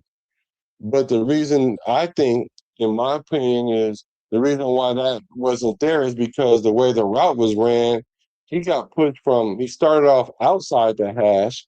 He got redirected to inside the hash, never got back outside the hash. So that's the reason why Mendoza floated a little to the left or slid to the left or whatever the word we want to use, that he was going to the left because he's trying to create a throwing lane for him to get over there, but he never really, well, I won't say he never got there, but the time that he's going through his progressions, he did not show that he was going to be able to get there, or he just wasn't open in his mind, Mendoza, while he's looking at him. Yeah. Unless he's going to stare this guy down and then try to wait for him, then yeah, he probably could wait for a little while and stare that guy down. But I'm thinking he's going through his progressions. The 1 is not there. The 2 is not looking too hot. I want it to be, but I'm buying some time by sliding to the left, and it's still not there. I do see this guy in the flat. I could hit him. Yeah, let me go to this check down in the middle of the field. And that's where I think he kind of made a mistake. Like he could have really went to the flat, but he also had the choice of the check down. So up until that point, that's where I'm drawing the line right there. I'm not done with it, but that's what I'm saying. That's what I'm seeing up until this point. Well, let me go real quick through the reads, right? If you pause it right there, if you keep it there, right? Mm-hmm. If you see that safety that's inside, like on top of Naylor, right? Mm-hmm. When you run flood concepts, a lot of times defenses are going to basically turn into match coverage, right? And so that safety that's on top of Naylor is going to match with Naylor, and that's Mendoza's read. Even though I do agree, and I said it when we're breaking it down, that I think Naylor he took too long kind of getting into his route. You want to be able to press that safety. You want to be able to make him commit, and it turns it into match coverage. So that safety is most likely going to match on Naylor, and as soon as Mendoza sees that, you're off that. By your second hitch, your first hitch, it basically went, because they ran play action, right? As soon as you execute the play action and then you whip your eyes around, you're looking at 1. You know right then and there, 1 is either I'm taking that shot or I'm not. That next hitch is now going to Jalen Naylor. By that next hitch, you got to know, is that safety coming down on Jalen Naylor? Because it basically turns into match coverage. And that safety has really good position. So you know Jalen Naylor is most likely out of the picture at this point with that second hitch. And now you go down to your third read, which is Hayward. And even though I understand with Mendoza kind of sliding a little bit in the pocket, the reason why I don't think it's designed that way is because you got to look at the blocking scheme, right? The offensive line is basically base blocking. They're man on man. And so they're creating that pocket in the middle. And by Mendoza sliding and trying to create that, if you want to slide, that's fine. But if you slide, you better get that ball out quick. Because what happens is when you slide and your offensive line, the protection is base blocking, then now you're screwing up your left tackle's ability to set against that edge rusher. Because now the edge rusher has a different angle at the quarterback that tackle isn't aware of. So, because if you go to the end zone view after this, and we'll talk more about it, but when you go to the end zone view, they're just base blocking. It's just man on man. And by Mendoza sliding out to the left and trying to create an angle, and trust me, I know you can quarter roll a quarterback out. You can slide the protection to get a better angle on like an out route, stuff like that. On in this specifically, the blocking tells me that he shouldn't be drifting or sliding in the pocket. But if he does, he better get that ball out a lot quicker than he did, because one, he does get hit. The rush gets to him because of his movement in the pocket. But Hayward is wide open. He should have taken on that third hitch. He should have taken Hayward, because if he stayed true to his drop, the center of the pocket was clean. The O-line did a very good job of keeping the pocket clean. And when Mike Washington Jr. turns around, as soon as Mike Washington Jr. turns around, that's when Mendoza should have hit him if he wanted to go to his 4-3. But the problem was he started hitching to his left. He started sliding way too much, and he didn't get off of the Naylor read in time. Because if he didn't understand that that safety was now in match coverage, he should have known, I'm off of Naylor. I should have been hitting Hayward right away. Okay. I would agree. I would agree that I'll agree with a couple things. Like if he's sliding to the left with this flood concept, right? Like if you're gonna drift to that left side, you probably need to throw the ball to the left side. Like for real. 100%. Like and the Naylor route wasn't open, and I believe, and this is just me looking at it, I'm not too sure that Naylor is open, because even with that safety on top of Vincent, if I try to throw him open and he doesn't get to the ball, that safety can come off of his man and come pick that. He can come off because he's looking right in the backfield at Mendoza.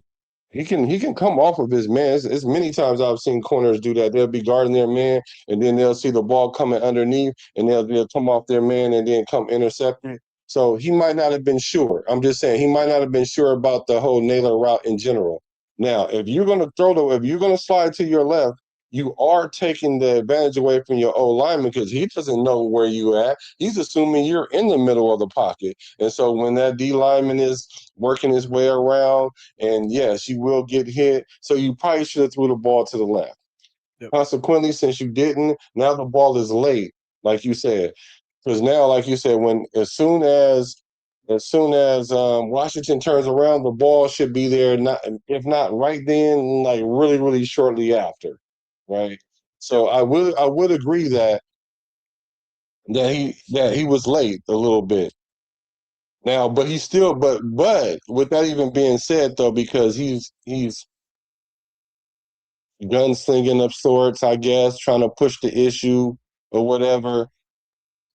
Washington Jr. was still open, though. He still was open in that moment that he threw him the ball. Now, this is probably where we're going to have a difference of opinion is the movement of Mike Washington Jr.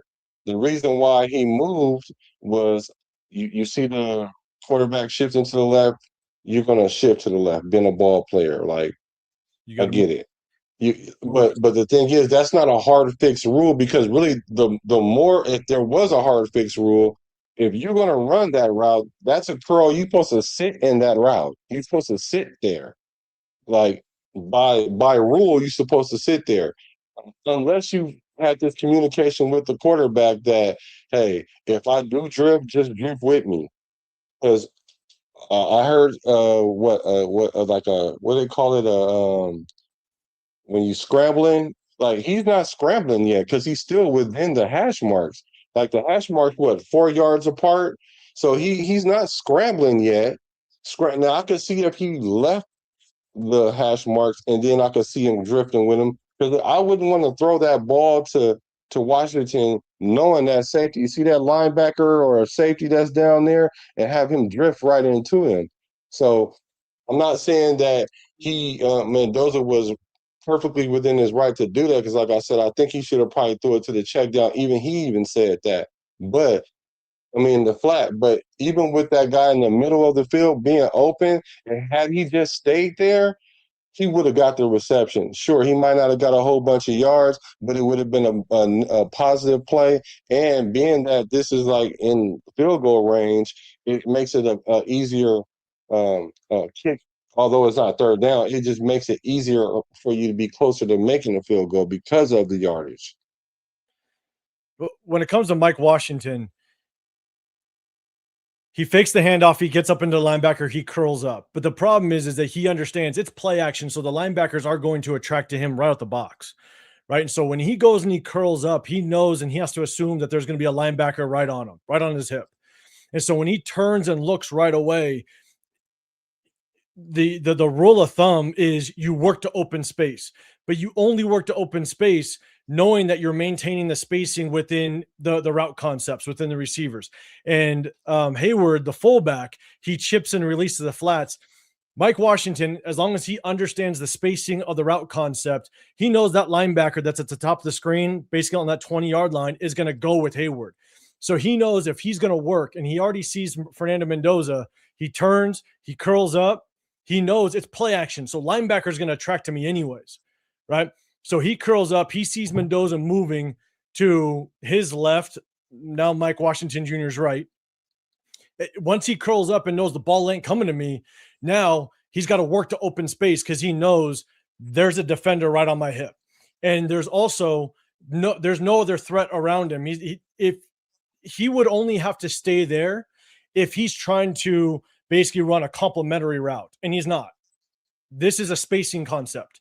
And so he knows that he's got plenty of space to his right where Mendoza is actually drifting to, because that only threat, really, that linebacker is now going to take Hayward.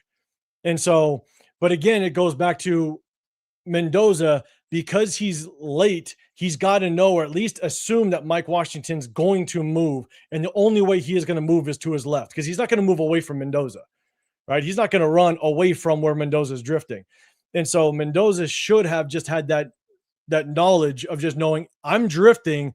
And because I'm getting late to my check down to Mike Washington, he's most likely going to drift back to me.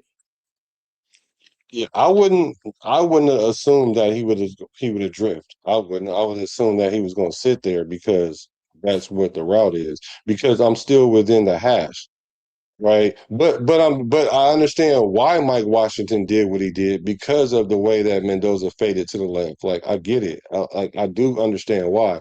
And just like when he, like you were saying, he knew the ball wasn't coming to him. Well, he in fact was wrong, because the ball did come to him. Because had he just would have stayed there like another half a second, he would have never moved. But the ball would have been on his way. Second, that linebacker's already on his hip. Because one, it's play action, so you're going to track the linebackers. But two, the moment you curl up and the ball is late to getting to what Mendoza's late getting to his check down, he knows that he has to work to open space. He's not going to allow a linebacker just to stay on his hip, because then he's not giving Mendoza any target whatsoever. And so if he just stays there, that linebacker is literally on his hip, and most likely it's going to be interception anyways, because if that linebacker sees Mendoza just get into that throwing motion towards Mike Washington Jr., that backer is going to jump it. And it's at a minimum batted down, or it's going to be picked off because he cuts it off. So he'd have to run through the guy in order to pick it off if he just had his body in between him and the ball. Down at a minimum. Yeah. But I think it was some space. But let's I'm gonna hit the play so I can see where he was when he get ready to throw the ball with the linebacker, because he doesn't, like you said, he doesn't know exactly where the linebacker is, but he has to assume that he ain't too far away. Who Mendoza has to assume? No, Washington. When he curls up, he doesn't know where the linebackers are. So I do understand that. He might need to work to get open, but I don't think he was in that spot long enough to decide that. But I'm going to go ahead and see if we can see it from another angle. Yeah, if you go to the end zone view. Yeah, it takes a bit to kind of get into his route. Yeah, but I think he could have got it there though. I don't disagree. Yeah, because now look, see now he's showing number, right? It looked like Mike Washington's showing number. The nearest linebacker is about 5 yards away.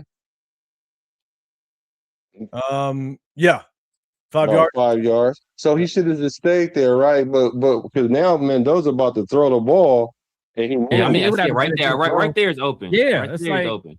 And as long as you put it out there, like towards the sideline, yeah, you're where no one else can get it. You gotta take that shot. Yeah, like you said, if you're going there. Yeah. And like they're talking about, By the time I'm telling you, he wasn't even on that progression no more. Like the only way he would have been able to throw it to Naylor over there is if he would have just stared him down at this point. He already moved off that progression a long time ago. Now is oh shucks, I probably should hit this flat guy, but I'm gonna go hit this. I'm gonna hit Washington because he looks open. He looks open. Like he is open. So I think he's getting there because if you think about it, right now, Mike Washington, he fakes the handoff, he gets upfield, he knows where the linebacker is. He understands right that second when he flips his hips and shows his number to Mendoza, he knows where the linebacker is. And when the ball doesn't come right away, now he knows he sees Mendoza. Now Mendoza has drifted to the left of the pocket. And so he knows that linebacker is now coming downhill through his back, right? So if he's coming downhill through his back, then now he has to work to open space to change the angle of that linebacker in his coverage. And now if you go back to the end, if you go to the end zone view, if Mendoza actually, and again, I'm not going to take away, maybe it's going to take time for them to get some communication or just some chemistry with one another. But if Mendoza leads Mike Washington, then it's a completed pass. But when Mike Washington gets to the top of his route and flips around to show his numbers, he knows that linebacker's coming downhill through his back. And when the ball isn't coming right away, he now moves with Mendoza to not only show Mendoza to get to show his availability, but two, now he changes the pursuit angle of the linebacker. Okay, as true as that is, okay, I'm gonna concede to you. I'm gonna concede to that because that's true, right? But if my route is to run this curl route right here, for one, like Severe saying, like the play broke down. The play didn't break down yet. The play ain't broke down yet because he never left the pocket. Yeah, he was on the fringe of the pocket over there by the left tackle. Because, like I said, he never left the hash. So the play never really broke down. It's just that he made a late decision to throw it to the guy in the middle instead of the guy because we don't know. He may have even saw the flats late because he's trying to buy time for the flag route or whatever. So he might have seen it late, but like he said, he saw the guy attached to him already, and he's looking at Mike Washington, and he sees that he's more open than this guy, in his opinion. So that's why he throws it to him. But like we said earlier, when you're going through 4 progressions, you can say it's late. Yeah, it probably is late to a degree, but it's not so late that the guy is already standing over him. He's not the linebacker is not standing over him. And he's 5 yards away. But if we want to go to the end zone? Yeah, but just knowing how quickly things happen within the play, right? Again, going back to the reason why I don't think Fernando was supposed to actually drift or slide in the pocket is based on the protection, right? The offensive line, they're base blocking, they're body on body. They created a very clean pocket. So when Mike Washington flips his eyes around, he's expecting Mendoza to be literally in the pocket, basically on that hash where the ball was snapped. And then when he sees Mendoza drifting, that might have been his indication, I got to move to open space. Now, Fernando stayed on his line, on his drop, maybe Mike Washington would have stayed. Again, that's just me assuming. I have no clue. But with Mendoza drifting, I don't think Mike Washington thought that Mendoza would be moving that far to Mike Washington's right. And now he curls up, ball's not there. Now I got to move with the quarterback. I got to move to open space. And so, yeah, if you go to the end zone view, it just kind of sees. Yeah, throws to the side, like you said, he did a real good job on the comeback route to Naylor, where he kind of threw him open, right? Like Naylor was a little bit closer to safety. Fernando led him a little bit closer inside to make a little bit of a safer throw. And I think that was fantastic ball placement where you show your ability to kind of throw a guy open a little bit. The same situation here where you see that, man. As soon as he makes that break, you see that little bit of separation. You cut that thing right on the other side of the one. Right on the other side of the one. Yeah, that's NFL. Yeah, he has an arm to do it, so I can see if it's like I can see Kirk not throwing that. Kirk, maybe you don't throw that, Kirk, but Fernando, bro, you let that thing rip.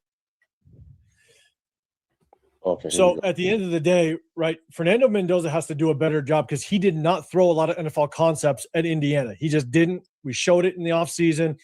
And so he's going to have to understand really the timing of these routes because right now the ball should be out. And that's either you're throwing here, or you're checked down to the flats, or you got Mike Washington. Mike Washington, he's showing his numbers. This is when the ball should be out. But the problem is that Fernando just holds the ball longer than he needs to.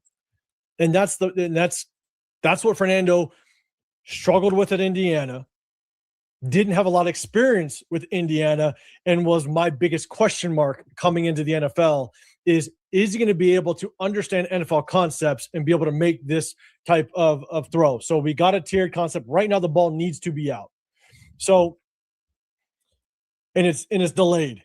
Now Mike Washington, he moves over to his left, right? But you got the flat wide open. Yeah. Now we're going to the end zone view. I'm not going to watch the runner take it to the house. But the one thing when it comes to quarterback play is a lot of times when you aren't comfortable in the pocket and you don't have the best pocket presence, sometimes where you look is where you drift, and that's not good. Some quarterbacks can get away with it because you have the experience, you understand it.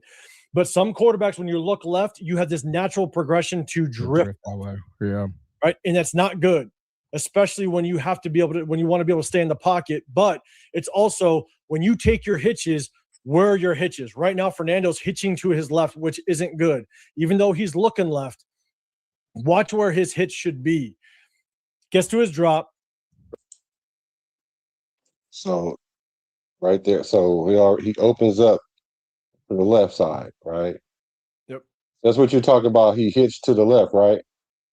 Yeah, I mean, he's basically just taking hitches directly to the left. And you look at the offensive line. This is man-on-man simple base blocking. So the line is not actually sliding to the left.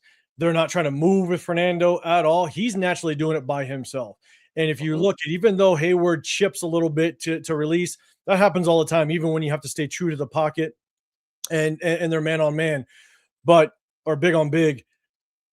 But right now, with Fernando moving to the left, look at the position of not just the guard, but the tackle. Right now, they're not able to set correctly against the edge rushers or even just that outside rush because they don't know that Fernando's actually moving to the left. And now they've basically he's now compromised his blocking at that point. And that's why the rush does get there. Yeah.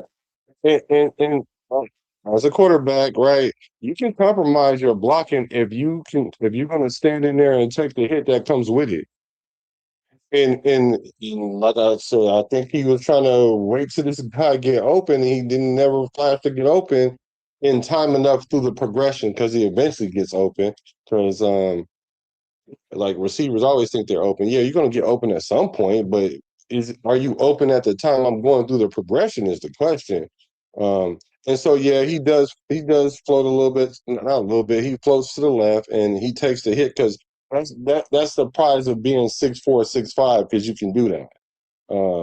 And that's why you guys say he takes too many hits and things like that. And I think that's something he will probably like be more aware of, especially once he get hit by some ones. Because right now they're playing like some backups or whatever. Like you can't do that all game long. You can risk it every now and then to do that. But like I said earlier, if you're gonna float to the left, you probably should throw it to the left. Not just throw it to the left, but know that you've now compromised your blocking on the left side. So that ball's got to come out quick. When you watch his progression right now, he's already working to his left. So right now he should know I'm either hitting Benson or I'm not.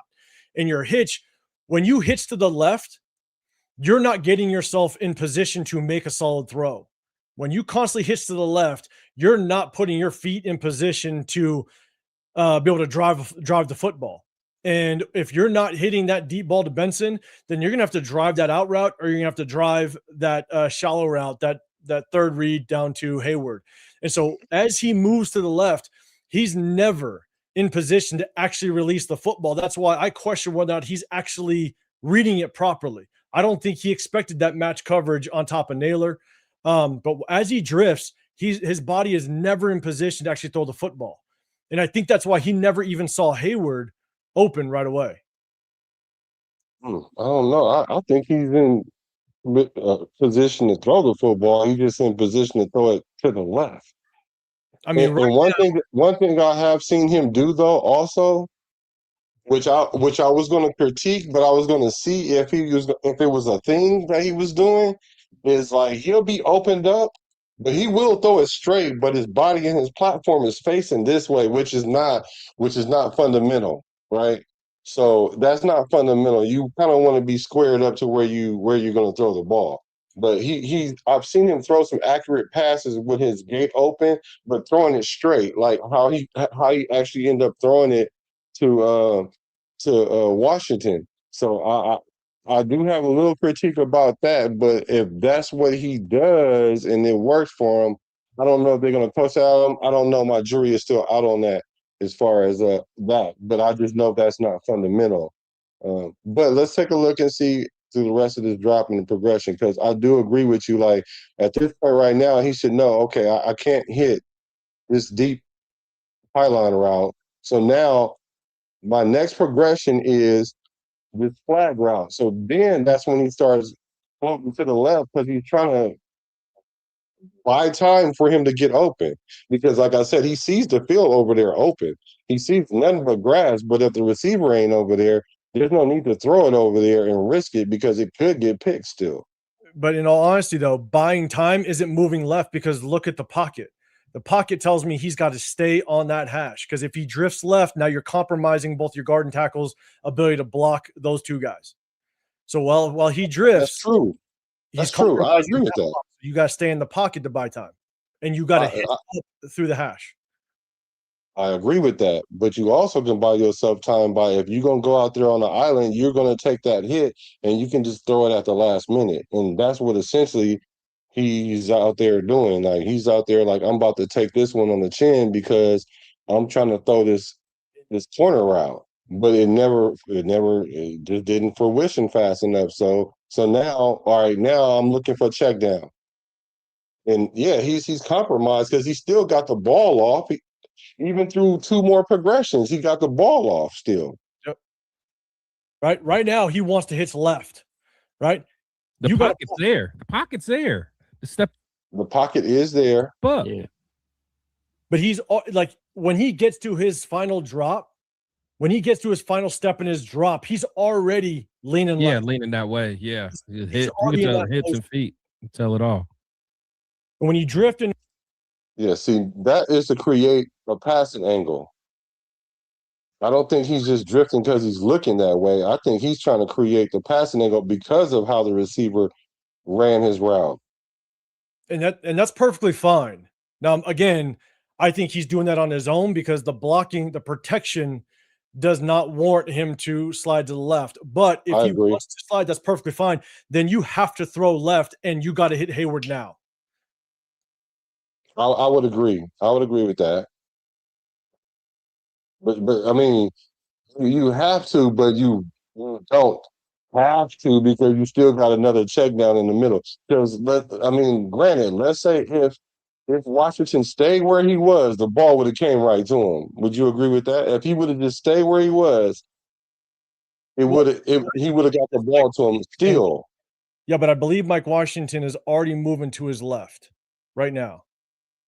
And Mendoza's his eyes aren't even to Mike Washington yet. Yeah, I know, but if Mike Washington would have just stayed there instead of just moving, though, if he'd have just stayed there, the ball would have got to him still. But because Mike Washington is already moving and Mendoza hasn't even thrown the football yet, Mendoza should have led him a little bit. This is still essentially a bad ball by Mendoza. The ball's not even out yet, and Mike Washington's already moving to the sideline. Yeah, because he took it upon himself to move. Because for one, even during the broadcasting, Troy Aikman said Mendoza probably thought he was going to sit there. That's why it's called sitting there, because he's supposed to sit there. Like when you get there, you're supposed to sit there, unless you have a conversation with the running back. Like, hey, if I'm drifting, I need you to drift with me so I can keep relationships. Otherwise, the play is for you to go there and sit there, even if And I know Sabir says like the rule is like, trust me, I play receiver too. And I'm a better receiver than quarterback. Yeah, if he's flushing the pocket, yeah, you do because you want to create a throwing lane. But if you're the running back and you're running that little curl or that little hook or whatever, and you're supposed to sit there, sitting there means staying there. That's what it means. So okay, so we're assuming that he's supposed to sit there. And again, I don't know. But again, a lot of times when you rep these type of concepts in practice, you also rep when the pocket breaks down and where do the receivers want to move based on certain defenses, right? And because this is a spacing concept, he knows he's got spacing to his left. And now he sees Fernando working to his left. So he's automatically going to work with the quarterback. And so, yeah, well, yeah, if he's trying to be an athlete and make a play, well, I would agree with that. But just like Troy Aikman said, he anticipated him to sit there. Like I don't know if that. I'm like 68.2% sure that he was supposed to just sit there. Like, but I mean, maybe, but again, at the same time, when you turn, ball's not there. Mendoza's already moving to his left. You're supposed to sit there. No, you got to work. You work to not if the route is you're supposed to sit there. In a spacing concept, you work to the quarterback because that defense was all in zone. So when the linebackers dropped his zone, everybody dropped his zone outside of the match coverage at the top of with the safeties. Outside of that, the linebackers are essentially in just zone coverage. So as soon as he turns, you now have to work with the quarterback because now Mendoza, he turns around, he looks, he doesn't see Mendoza take a basic drop back. He sees Mendoza moving. You got to move with them. But if you look at the still shot right now, Mendoza isn't even in his throwing motion. So even if he thought he was going to be there or not, he now with his eyes should see Washington Jr. is working to the left. How is he going to see him if he's looking down the field? I mean, if he's looking to the left, you're not even looking at that running back until the grenades get to blow up in your hand. Like you're not looking at that running back until the grenades are about to blow up. At this point right now, you're saying he's looking downfield, right? The moment he looks at Mike Washington, what does he see? He sees a player running to the left, right? So it's not like he has another read before he even gets to Mike Washington, which is and Mike Washington still moved to the left. So if it would be a different story if Fernando Mendoza looked at Mike Washington and Mike Washington's feet were square looking at him. And then when Mendoza gets into his throwing motion and then Mike Washington takes off, that's a whole different story.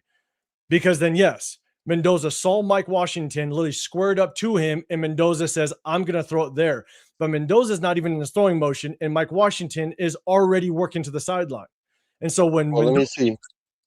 Yeah, let me see because I don't know if he's curling right now or if he's moving to the side. I don't know. Let's look and see. When you drift, when that happens, the ball should be out already.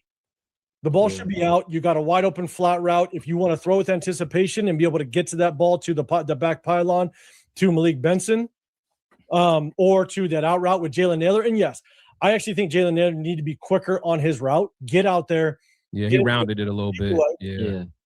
The ball needs to be out. But what happens is because Fernando drifts left, Mike Washington already showed him his numbers. He's gonna drift with him with the quarterback. Yes, that's what you're supposed to do. A scramble drill. That's what you're taught as a skilled position player. See, when the pocket breaks down and the quarterback is in trouble, you sink to the level of the quarterback because you don't want them throwing back across their body. You want to present yourself as a target to the quarterback so they can see you, so they can throw it to you. Like they tell you all the time, you never throw late back across your body over the middle of the field. Like that's the cardinal sin. You don't do it. That's why they tell you in these situations, sink to the level of the quarterback. Get in his first of all, you get in his line sight, his sight, and then you present yourself as a target to make a throw vertically, not backwards. So Mike Washington did what he was supposed to do right there, but Fernando thought he was going to do something else. But he should know those rules as well. It's like this. Oh, he didn't throw that far across his body. Like when you saying throw across your body. or it's not that far. Like throwing, like that's only probably about what? I don't know, less than a 20%, 20-degree angle, less than a 20-degree angle. But at the same time, though, again, it's all about working to the quarterback again, because everything happens just a very split second. So why would like Troy Aikman say he expects him to sit there? No, he thinks that Fernando thought he was expecting him to sit there. Yeah. Okay. I don't know. Okay. But No, because I'm telling you, well, I would think he was going to sit there too. That's fine. I mean, unless I break the pocket. Like if I break the pocket, then I expect him to move with me. Like, but he never broke the pocket. Okay, so but remember, things happen in a split second. So Mike Washington, all he sees is Fernando now moving to the left, right? And so in that split second, Mike Washington might have thought that Fernando is going to break out to his left. He might have, yeah. And so that might be his natural instinct to move to the sideline with him. I agree, but that don't mean he was right, because that's his natural instinct. But I agree with that, though. I agree with that. That might have been his natural instinct, because I mean, like if you see the guy going to the left, you're gonna move to the left a little bit too. I get it. Let's see. That's like basic when you start passing in Pee Wee football. That's like you're like what 9U, 10U. Like that's when you start passing a little bit more. I said tell you that then. Yeah. Well. But with drifting that far, Mike Washington is going to adjust. And when you run a zone concept, you also have to be aware of the spacing. The receivers have to be aware of the spacing at the same time. And I'll tell you right now, there's plenty of spacing. So Mike Washington, him actually drifting with the movement of Fernando is perfectly fine. Fernando's got to be able to see that. He's got to understand. You got to lead him. And so, but ultimately, because he's already drifting that way, I'm going to go back. Because he's already drifting that way, let me try to get to it. There's your check down. Just hit it. Right. There's no reason for you to go back to Mike Washington. Yeah, live another day. You've already committed to this side of the field for the most part. Okay, let me ask a question. Yep. And even Severe has this question. Should a quarterback throw across his body late to the middle of the field? Now, when you're saying across your body, like that's relative. Like they're both in the middle of the field. Like I get it. It's not like you can only throw from in front of you to the left. I mean, you can throw to your right a little bit. You don't. So what's the purpose? Let me ask you, what is the purpose of not throwing late? What happens if you throw? Not what happens. We know it's a pick, but what is the rules? Why shouldn't you throw it late across the middle? What are the reasons for not doing it? A lot of times you can't see the defense.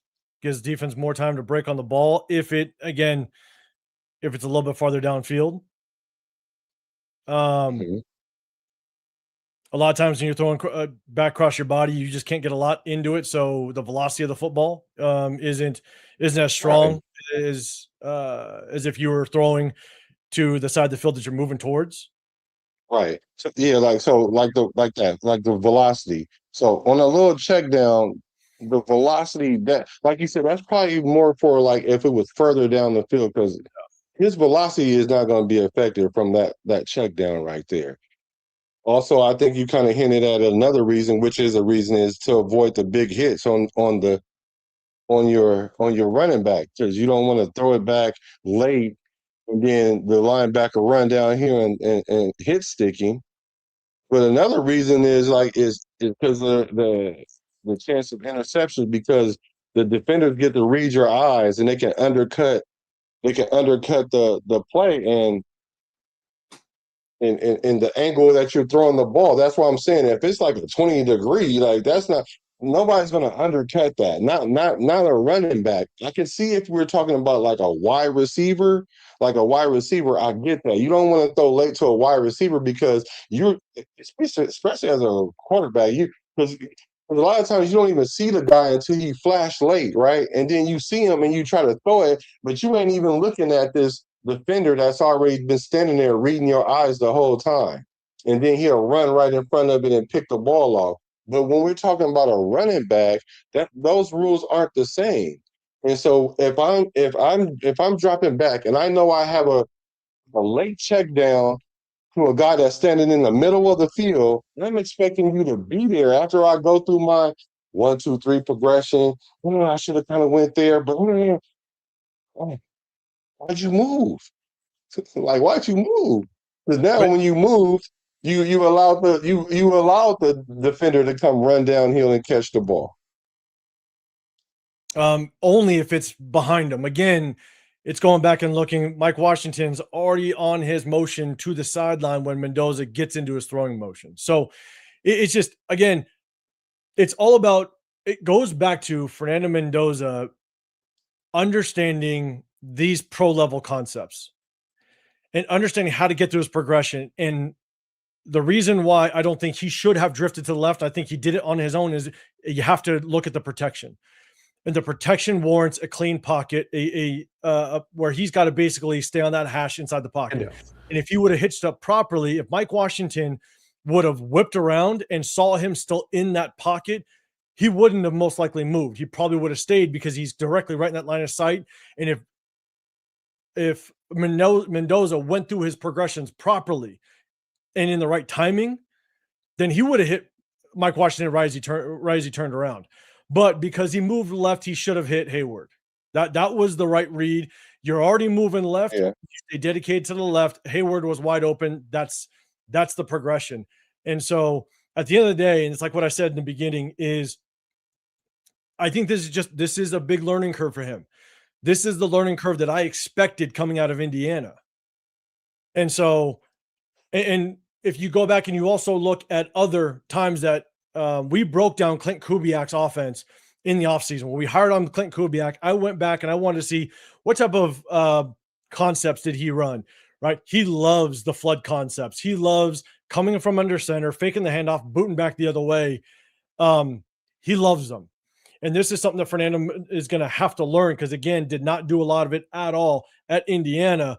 But if you go back and you look even in these preseason games, Clint Kubiak calls very, very, very similar plays, basically the same exact concepts, and everything has basically been just a fake handoff and you're staying true to the pocket. But Fernando ends up drifting. And so and that's going to be something that he's going to have to work on. Or if he wants to drift, that's fine. You got to get the ball out. Yeah. So let's see what he said, what the reasoning was behind what he did. And you threw early in the game? Yes. Fernando, could you take us through that interception you threw early in the game? Yes. It was play action play and went through my progression. Probably should have checked it down to the flat. Okay. So he admits that, right? Probably should have checked it down to the flat. Mm-hmm. Saw the flat player relate to him. He saw the flat player relate to him. Maybe I should let it play through because it's not that long, but let me let it just play through. Fernando, could you take us through that interception you threw early in the game? Yes. It was play action play and went through my progression. Probably should have checked it down to the flat. Saw the flat player relate to him. And at that point, I started backing up and threw the check down to Mike Washington, and it was not a good throw. We weren't on the same page, and it was a interception. Fernando, could you take a So what I'm hearing there is it's not a rep thing. It's a communication thing. It's like I'm hearing he said it wasn't a good throw. He should have no, let. well, you know what? Because the quarterback is gonna he has to cover up for Mike Washington. He can't sit there and say, "Well, Mike was supposed to sit there, and then he made me throw it to the linebacker because he didn't sit there." He's never going to say that. As a quarterback, he has to take responsibility for all of it. He has to say that. So that's why. Okay, so this is why this is because he kind of leaked what he was thinking too. But here we go. Interception you threw early in the game? Yes. It was play action play and went through my progression. Probably should have checked it down to the flat. Saw the flat player relate to him. You should have probably checked it down. Looking at the play on the little iPad, I could have threw it to him, and then the play would have been over with, right? But the reason why I didn't, because I saw the guy in relation to him. He was relating to. He was right there. So I was like, okay, cool. I know I have this check down. but we weren't on the same page. Hayward was wide open. I mean, there was like 7 yards between him and the defender, so he should have made that check down. That was but I would agree that he probably should have hit the check down, and Fernando probably agree with it. Well, he just did. So I would think that using hindsight, yeah, he probably should have hit that check down guy. But that doesn't mean that anything subsequent that happened after that is his fault, because he didn't.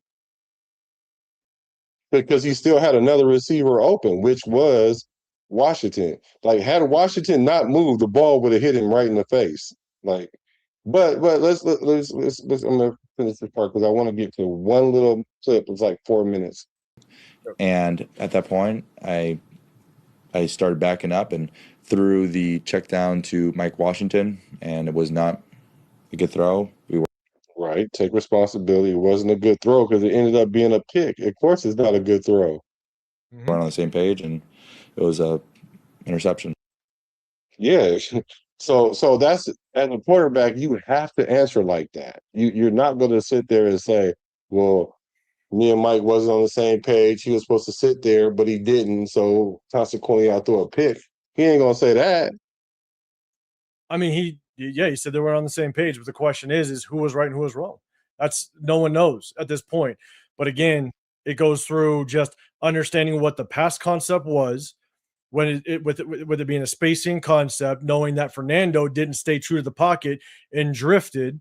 And when Mike Washington turns around and Fernando's late through the progression, Mike Washington is naturally going to move to the quarterback, move with the quarterback, because the spacing is there. And so, again, at the end of the day, I think, yeah, they both weren't on the same page. And it just remains to be seen who was not right, who was off, and we'll never get the answer to that question. But well, maybe not the answer to the question, but this is kind of like what happens in like preseason games, or even sometimes in practice, right? When something like this happens, that's when you go have this conversation. It's not a rep thing. That's what I'm saying. You don't go rep that hella times because that happened. What you do is you just go say, look, let's get on the same page with this. If you see me drifting like that, and the concept is, and your route is to sit there, because I'm expecting you to sit there. Or he could say, look, if I drift like that, and I'll prefer if you just stay in my line of sight and you drift with me.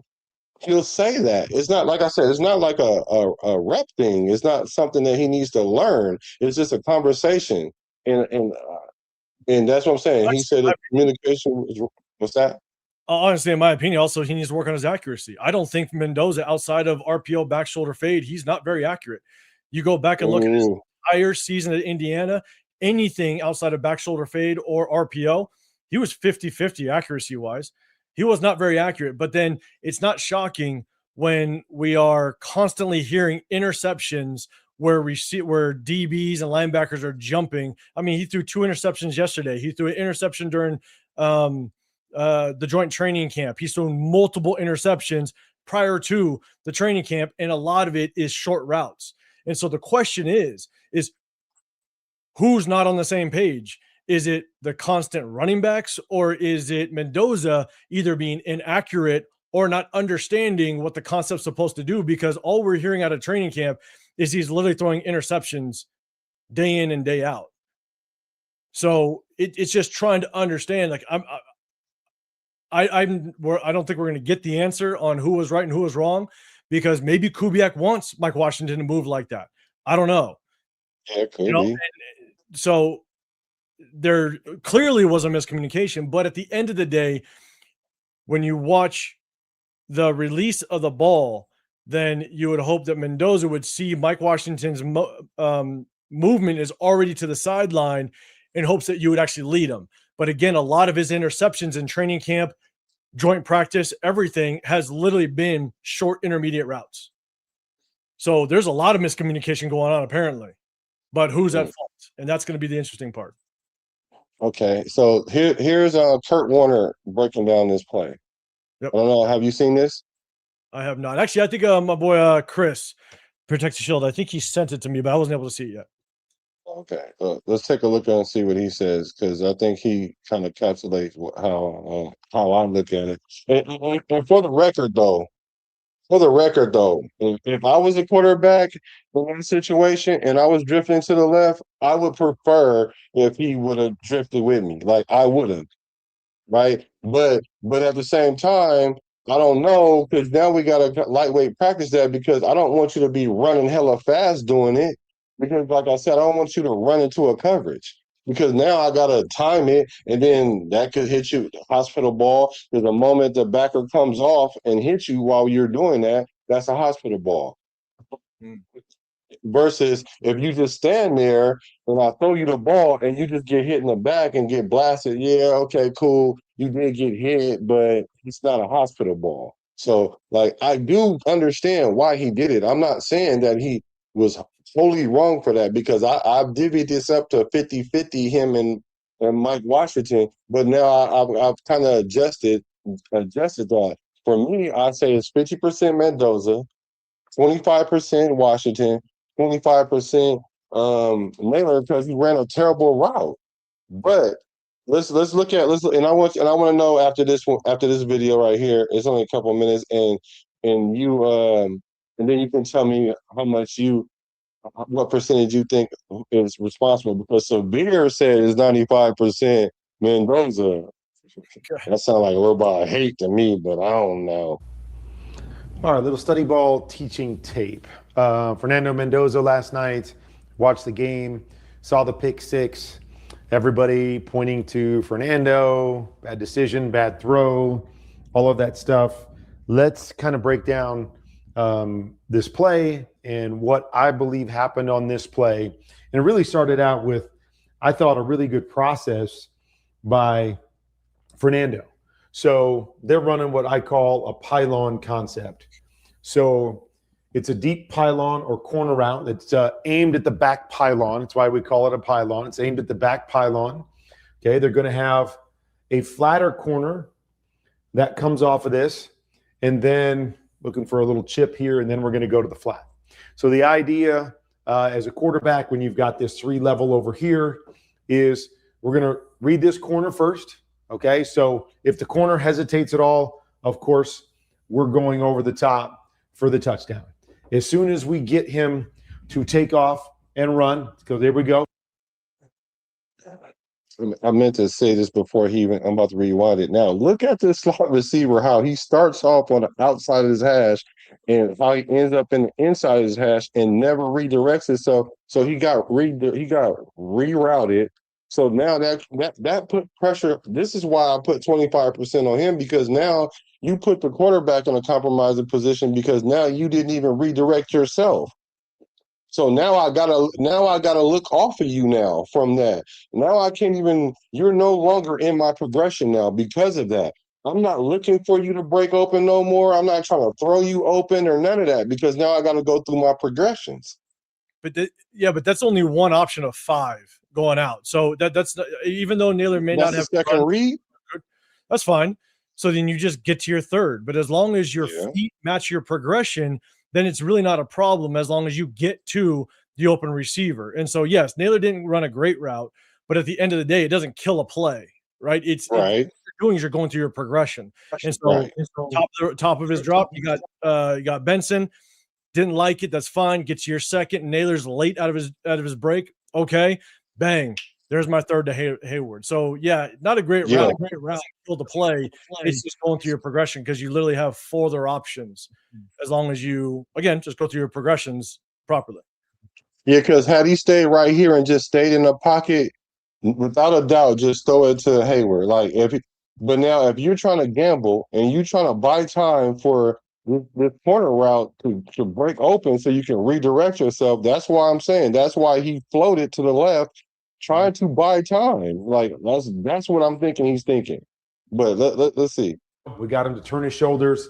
He's engaged here. He's running. Now it becomes a high-low off of this flat defender. Okay, so it looks like here, hey, we got the corner out of there. We're going to have a chance. The only problem is we have a quarter safety right here. And so the whole goal on this is we've got to beat that quarter safety with our corner route.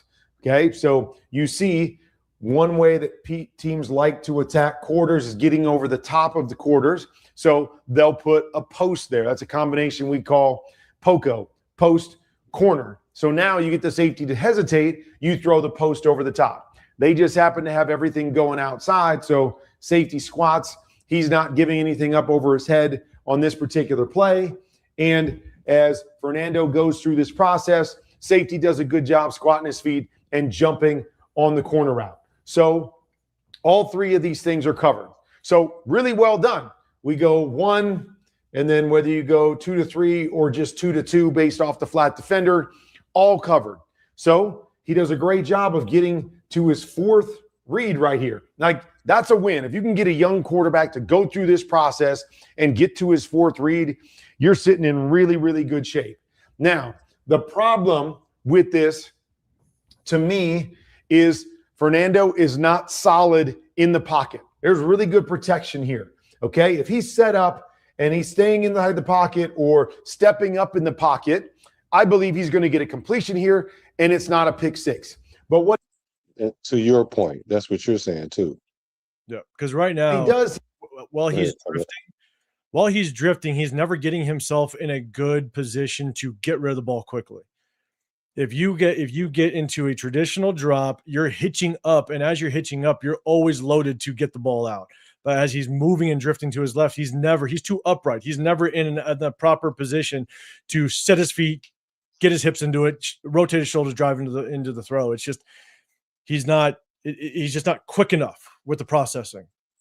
Because you see all that. I'm sorry. Go ahead. My bad. Just literally because of the way he's positioning his body with him sliding to his left, he's just never in that position to really just get the ball out quickly. Yeah, he forget all that. You see all that green grass over there that's open where that route Naylor supposed to be running over there, that bad angle he taking. Mm-hmm. Look at all that space over there. He legit want to throw that. He wants to throw that, but he can't throw it because of the route. You see what I'm talking about? All that open space over there by the first down marker and the 10-yard line and all that. The issue I had when we looked at the end zone view was that I don't even think he considered Hayward, because the great part is we have a stripe on our helmet.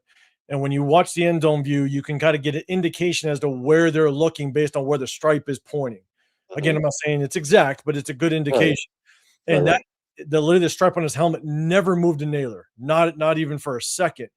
And so, again, even if you hit Hayward right now, right? Okay, the linebacker closes and it's a tackle for what? Maybe like a 2-yard gain. I don't know what it is. Maybe a tackle for loss, whatever.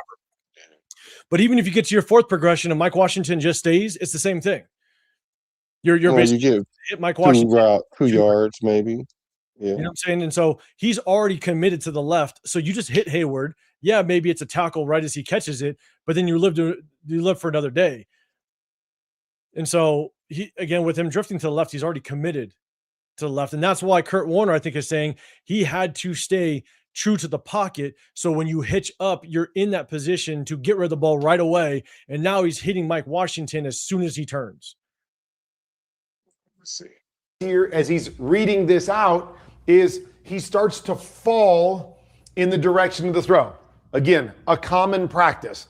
Everything is happening to the left.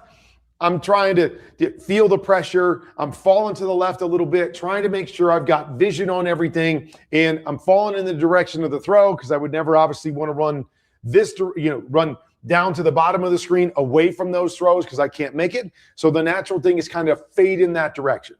Okay. Why is that important? It's important because this guy here is looking at you as a quarterback. Okay. So we play this out. Everything's covered. Running backs. So now he's showing him his numbers, right? Now we're at the point because, like he said, it's natural to fade that way. The concept was left, all that, and so now Mendoza he looked off all those 3 first reads at this point now, right?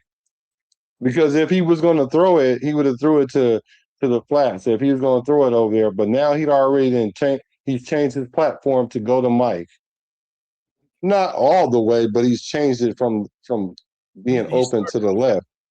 And so now look, they essentially catch each other at the same time, and he's expecting him to stay there, but he never really stayed there. He just took off. Like, and I'm gonna rewind it so you can kind of see it in real time. Because this guy here is looking at you as a quarterback. Okay, so we play this out. Everything's covered. Running back sits. Okay, he's sitting right there. That's what I believe Fernando throws. He's throwing the sit check down to the back. What's the back do? The back sees Fernando sliding to the left. And so as he sees him sliding, natural rules when the quarterback is scrambling or moving away from you is to work into his vision. So I believe this back is going to sit down. He feels Fernando falling to his left. He's going to try to get in his eye line. He's going to try to work towards him so he doesn't have to throw back across his body. And in doing that, what happens? Just as he starts to move, Fernando's throwing the ball, throwing it to where he was. Looks like a terrible throw. Looks like it's way behind his receiver. But this little miscommunication, this little movement by Fernando is what the back sees. The back's working with him. And again, at the end of the day, they might yell at the back for this. Like, hey, you're supposed to sit there. I get it. You're supposed to sit. But this is how you play football. Quarterback starts to move, starts to slide. You make yourself available and make the throw easier for the quarterback where you can do that. I believe that's what the back is doing right here. It ends up costing them because it's all about timing. I'm starting to throw it. He's sitting there right as I'm starting to throw it. He's feeling me move. He takes off. Boom. Hits the linebacker in the hands. Turns into a pick-6. Everybody's talking about this is a huge mistake. I don't think it's a huge mistake. I think it's just a small little miscommunication between quarterback and running back or receiver at the last second that ends up turning it into a pick-6 instead of a short, really good completion and really good rep for Fernando Mendoza. What's your thoughts on that? I think what is so difficult, and this is maybe off track a little bit, is Kurt Warner. He ends it with really good rep with Fernando Mendoza. Like the sugar coating is wild. I mean, he threw a pick-6, but then we end it with great rep by Fernando. Like, no, he threw a pick-6. Like ultimately, there's a lot that he's got to work on. And, but honestly, I agree with most of what Kirk Cousins says. At the end of the day, Kurt Warner, at the end of the day, there was a miscommunication. And it's trying to understand what is not just standard running back rules and what's being taught in the running back room, but also what's Clint Kubiak's rules in that concept, right? Now, again, and I think it all boils, it kind of starts with Fernando in him drifting in the pocket because it's base blocking. It's body on body. The pocket he should have stayed true to the pocket technically, but he drifted. And that I think is that's kind of where everything kind of went wrong just in the very beginning. But ultimately at the end, I think that, Mendoza and Mike Washington, if that happens again, they're going to have to communicate and then figure out what they want to do. Does Fernando want them to sit, or does Kubiak say, no, Mike Washington, you got to drift. If Fernando wants to drift, you got to drift with them based on that spacing concept, that route concept. But I say it a lot when we go through game film. Me coaching as long as I have, I also don't know exactly what's being coached in that locker room. Right. So right. At this point, we're just kind of going off of what we think should maybe have happened. Right. And, like at the end of the day, who was off? I don't know. I just think that it all kind of stemmed from like Fernando, I think should have stayed true to the pocket in that and not drifted like he did. And maybe, he would have been able to hit notice Mike Washington, hit him with a better progression, a little bit quicker, and now it's maybe just a completed pass, 2-yard gain, linebacker tackles him, and this has never been a conversation. Don't know. Right. So it's a learning experience across the board, and I think that's what it needs to be chalked up to. But at the same time, these are just, again, based on reports that are coming out of training camp, reports that are coming out of joint practice, stuff that we're seeing, just some of the struggles that we're seeing with Fernando. It's the same thing. It's the concerns and question marks I had coming from Indiana. And so I hope he improves. I hope he kind of gets a grasp of it. And, we'll see just kind of how it plays out. Yeah, well, you're right. We're going off basic rules, and a lot of times these teams will tweak these basic rules to fit their schematics, how they like to do things. We're not privy to that.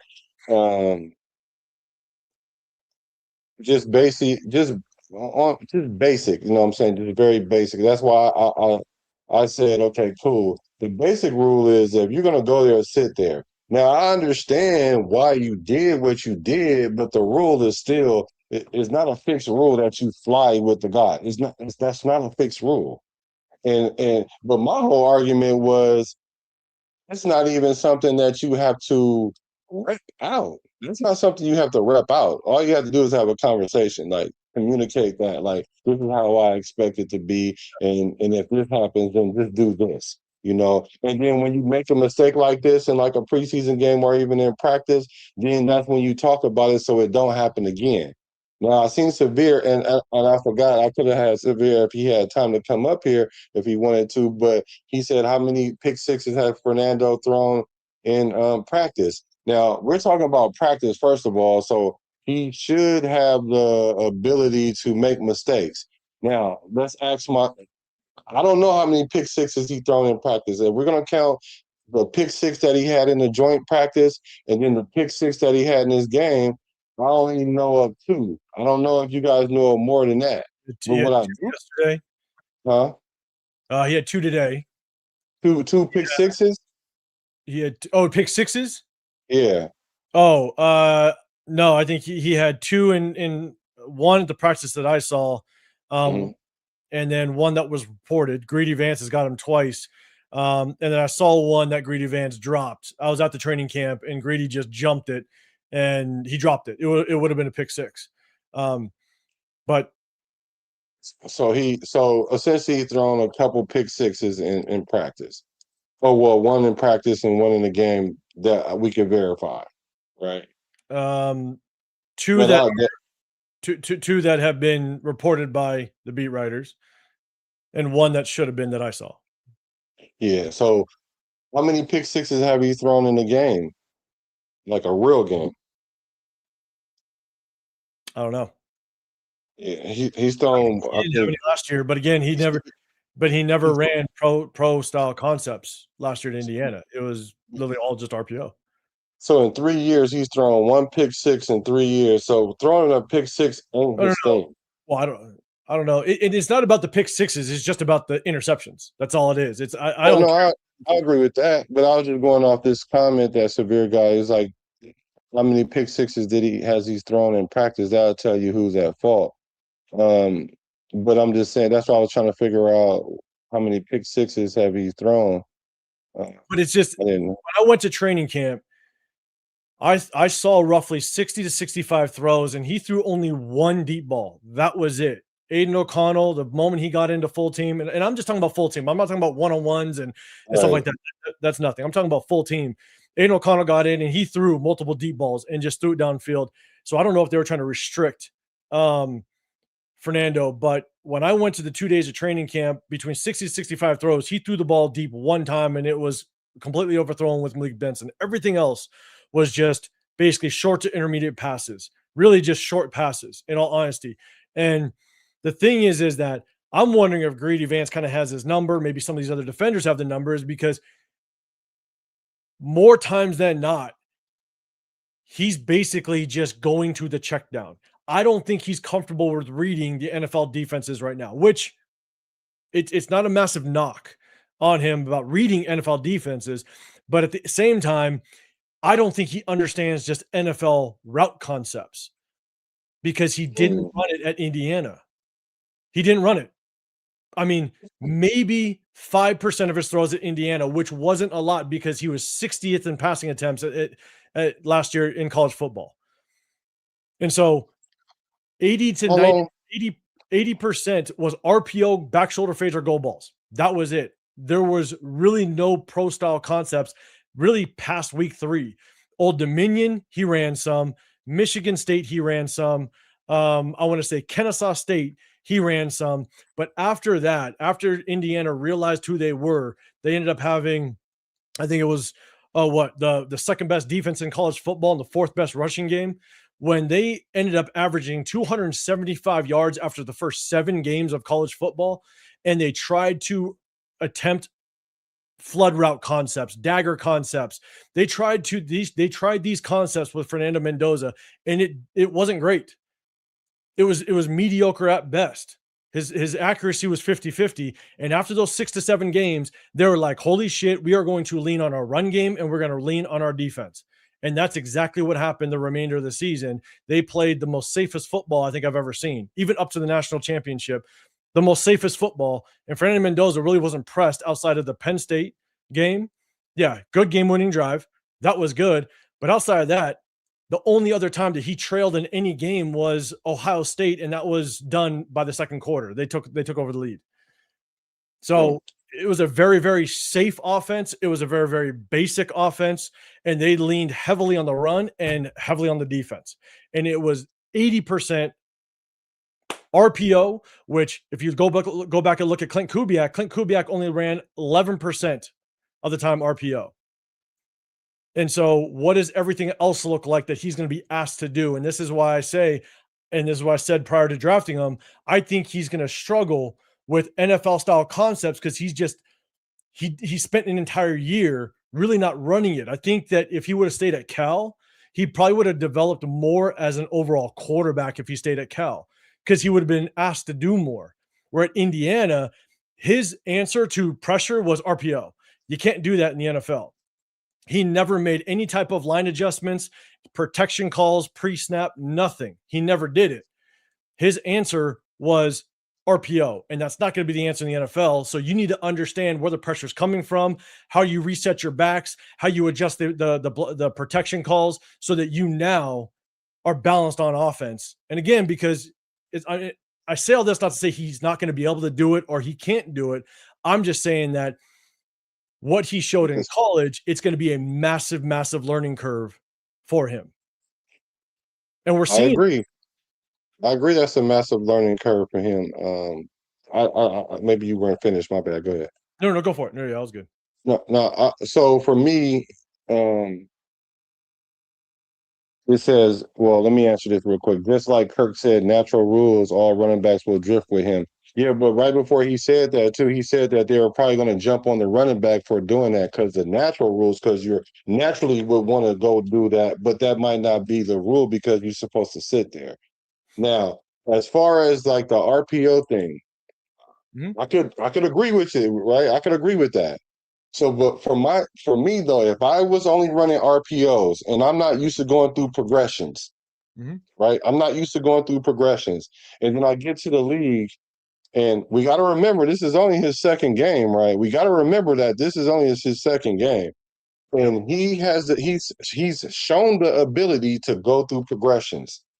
He's shown them time and time again to go through multiple progressions without fleeing the pocket. I'm talking about fleeing the pocket. I ain't talking about moving or shifting around. Week 1, he fleed the pocket twice. The 2 times he took off and ran, wide receivers were wide open, straight in front of him. And the first one, he actually sprinted up in the pocket with no intention to run, and he took off to the left where he had an instant first down 8 yards in front of him. It was designed up perfectly, sitting right there, and he took off. He sprinted. It wasn't a step up or a hitch up in the pocket with the intent to throw. He took off.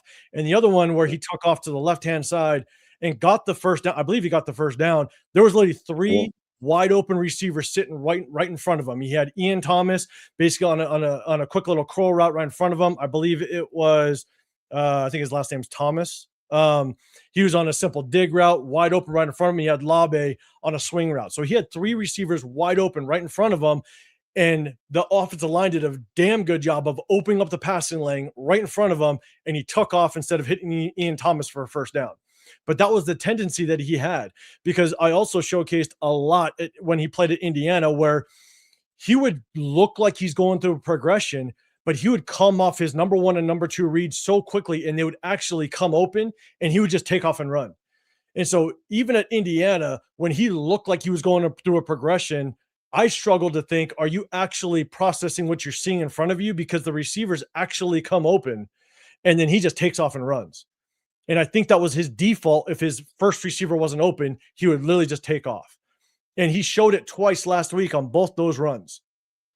And so it's about moving the ball with the intention to throw, basically. And that could be just simply a learning curve, right? Like, you 100%. guys understand the speed of the game. I mean, like, also just being able to play at that level. Like, he goes back to the iPad and it says, bro, you see these guys open right here, and they were open on time. And for whatever the reason was, you decided to break out of there. So we need you to do this, right? And so that's where he learned. That's where part of his learning curve it occurs for me. Like, if he does that a couple of times, I can overlook that, just as long as it's not like a reoccurring thing.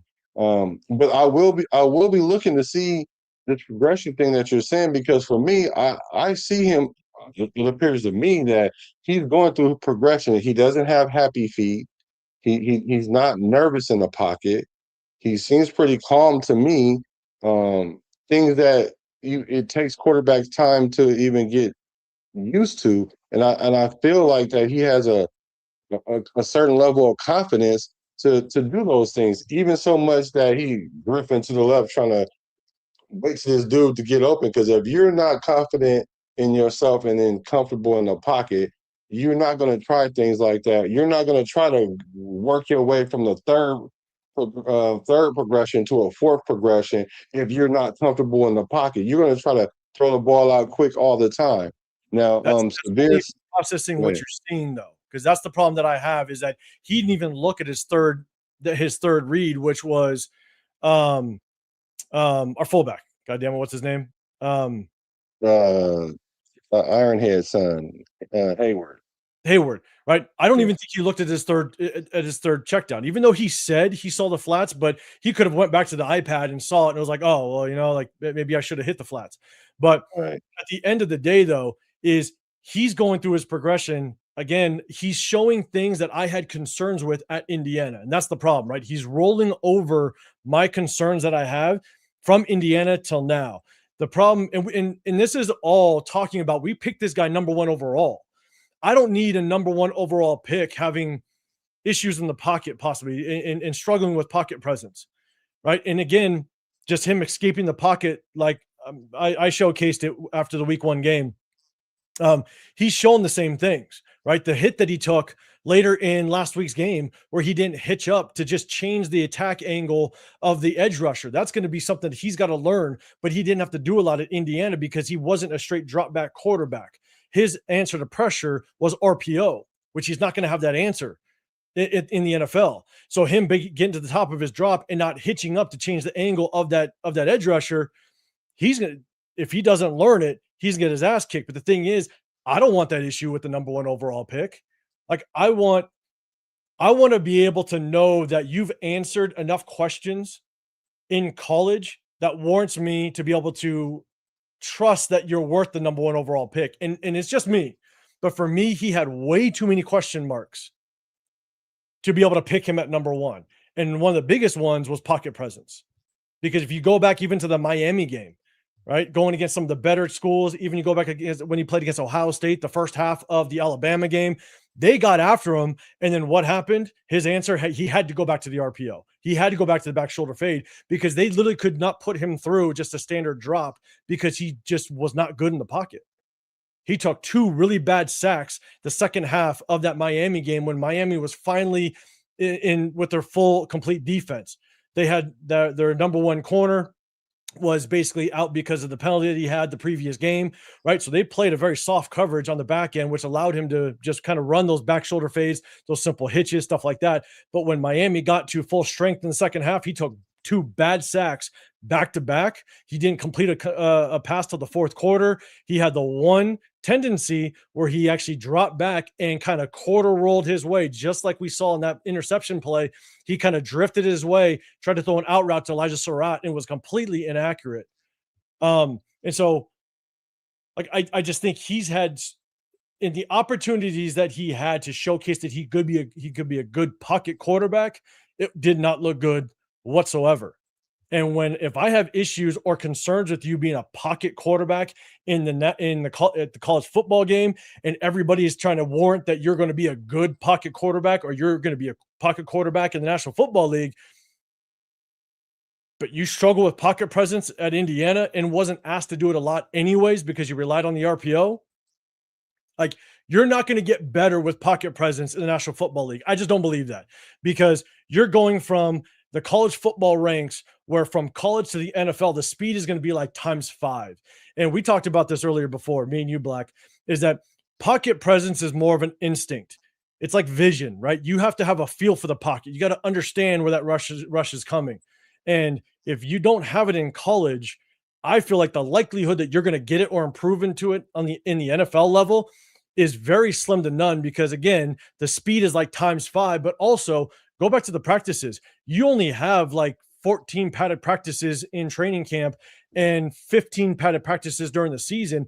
Plus, all quarterbacks are wearing that red jersey. So you're untouched anyway. So you're never going to get the true understanding and feel of what that NFL rush is actually going to be like until you actually get into the game. And so Fernando Mendoza can sit all season long, and he's never going to really understand the pressure and what it feels like to literally get your head taken off by 6'4", 260-pound DN, because it's not going to happen in practice. And so, again, because of the lack of experience of having to navigate the pocket, but also when he was asked to, it really wasn't pretty. Again, go back to the Ohio State game. He was running for his life, just ducking his head. He drops his eyes way too quick and ends up just putting himself in circles, trying to get out of the pocket. He just wasn't great at it. And I have concerns. And again, it just created another question mark as to whether or not he's going to be good in the pocket in the NFL, because again, you're not going to get a lot of experience at it. And the speed is ×5. So, so how would you divvy that up in responsibility in this play, in the play we just broke down? Like, what percentage would you give Mendoza? What percentage would you give Mike Washington? Just in your assessment. In my assessment, honestly, it starts with Mendoza. Again, I don't think he should have drifted based on the protection. So I think that's number one. I think he missed the easy read because he was already moving left to the check down to Hayward. That's two. If there's a miscommunication, again, without being in the actual, locker room, understanding what the coaches are talking about, I think the natural instinct for that running back is to move with the quarterback.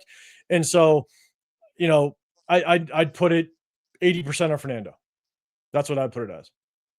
And maybe you could put on someone, Mike Washington. Maybe he was told to stay there. That's if it is, okay, that's fine. But again, without being in that coaching room to understand what's being coached, I just think it was more on Fernando because of the way the play started. With him drifting, with him not hitting the check down, and then being late to his fourth read. Again, late in my perspective, I put at least 80% on Mendoza. Okay. Severe. Since I didn't read your comment accurately, you said how many pick sixes have Fernando Mendoza thrown over the last 2 weeks? Maybe that will inform us whose fault it was. Maybe it will, maybe it won't. I don't know. But so you guys are saying 4. I think he said 2 by Greedy Vance, 1 in the joint practice, and no, let me read your comment. Let me make sure I read your comment, Severe. Oh yeah, by the way, thank you for the 10 jewels. There's a lot of jewels being shared on this pod. So like I said, thank you for your time, brother. let's see. You said 2 to Greedy Vance. Lassiter dropped another pick-6, so that don't count. So I don't know why you put that there because it's not a pick-6. And he got one. Petrie got one, and then the one in the game. So all these pick-6s in practice. So is that basically saying? And I'm asking Severe this. So are you thinking that Mendoza? What does that mean? Does that mean that he's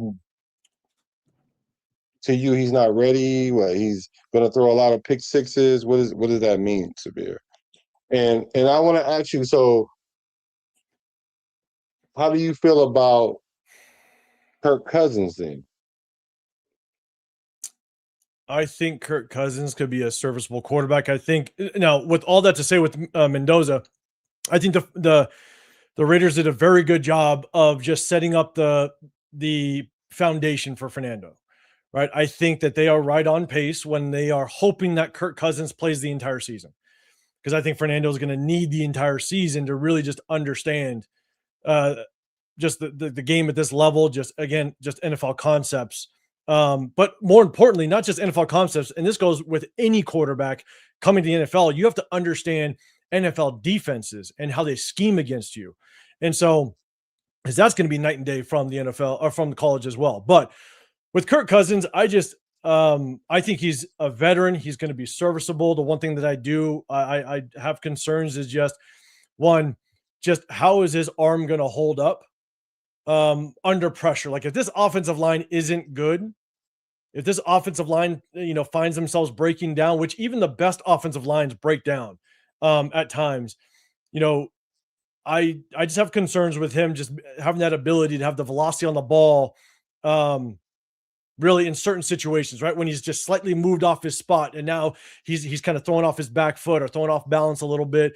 Kirk Cousins was never known to having the strongest arm, and now he's 38 years old. And so, if he's throwing with a hand in his face or what have you, how is that going to affect the velocity and being able to kind of get the ball where he thinks it needs to be and how quickly? Because one of the things with older quarterbacks and aging quarterbacks, as time goes on, the throw that you could have made 3-4 years ago, you may not be able to get it the same way you did, 3-4 years ago. You may not be able to do that same today. And how well is Kirk Cousins going to be able to adapt to that? And if he can, great. If he understands it, then that's perfect. I watched him at practice. I watched him at training camp as well as open practice. And it's not like he's got some crazy zip on the ball. And he also, again, knows it's practice. No one's hitting him.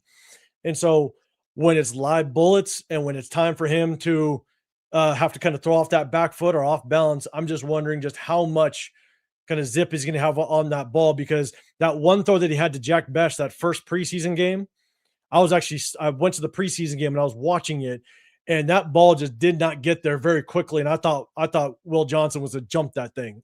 Jack Bech did a good job of just kind of walling it off and catching the ball. But that's just my biggest concern. I think that the relationship that Cousins and Kubiak has is a really good makeup for being able to just maybe stay competitive in some games.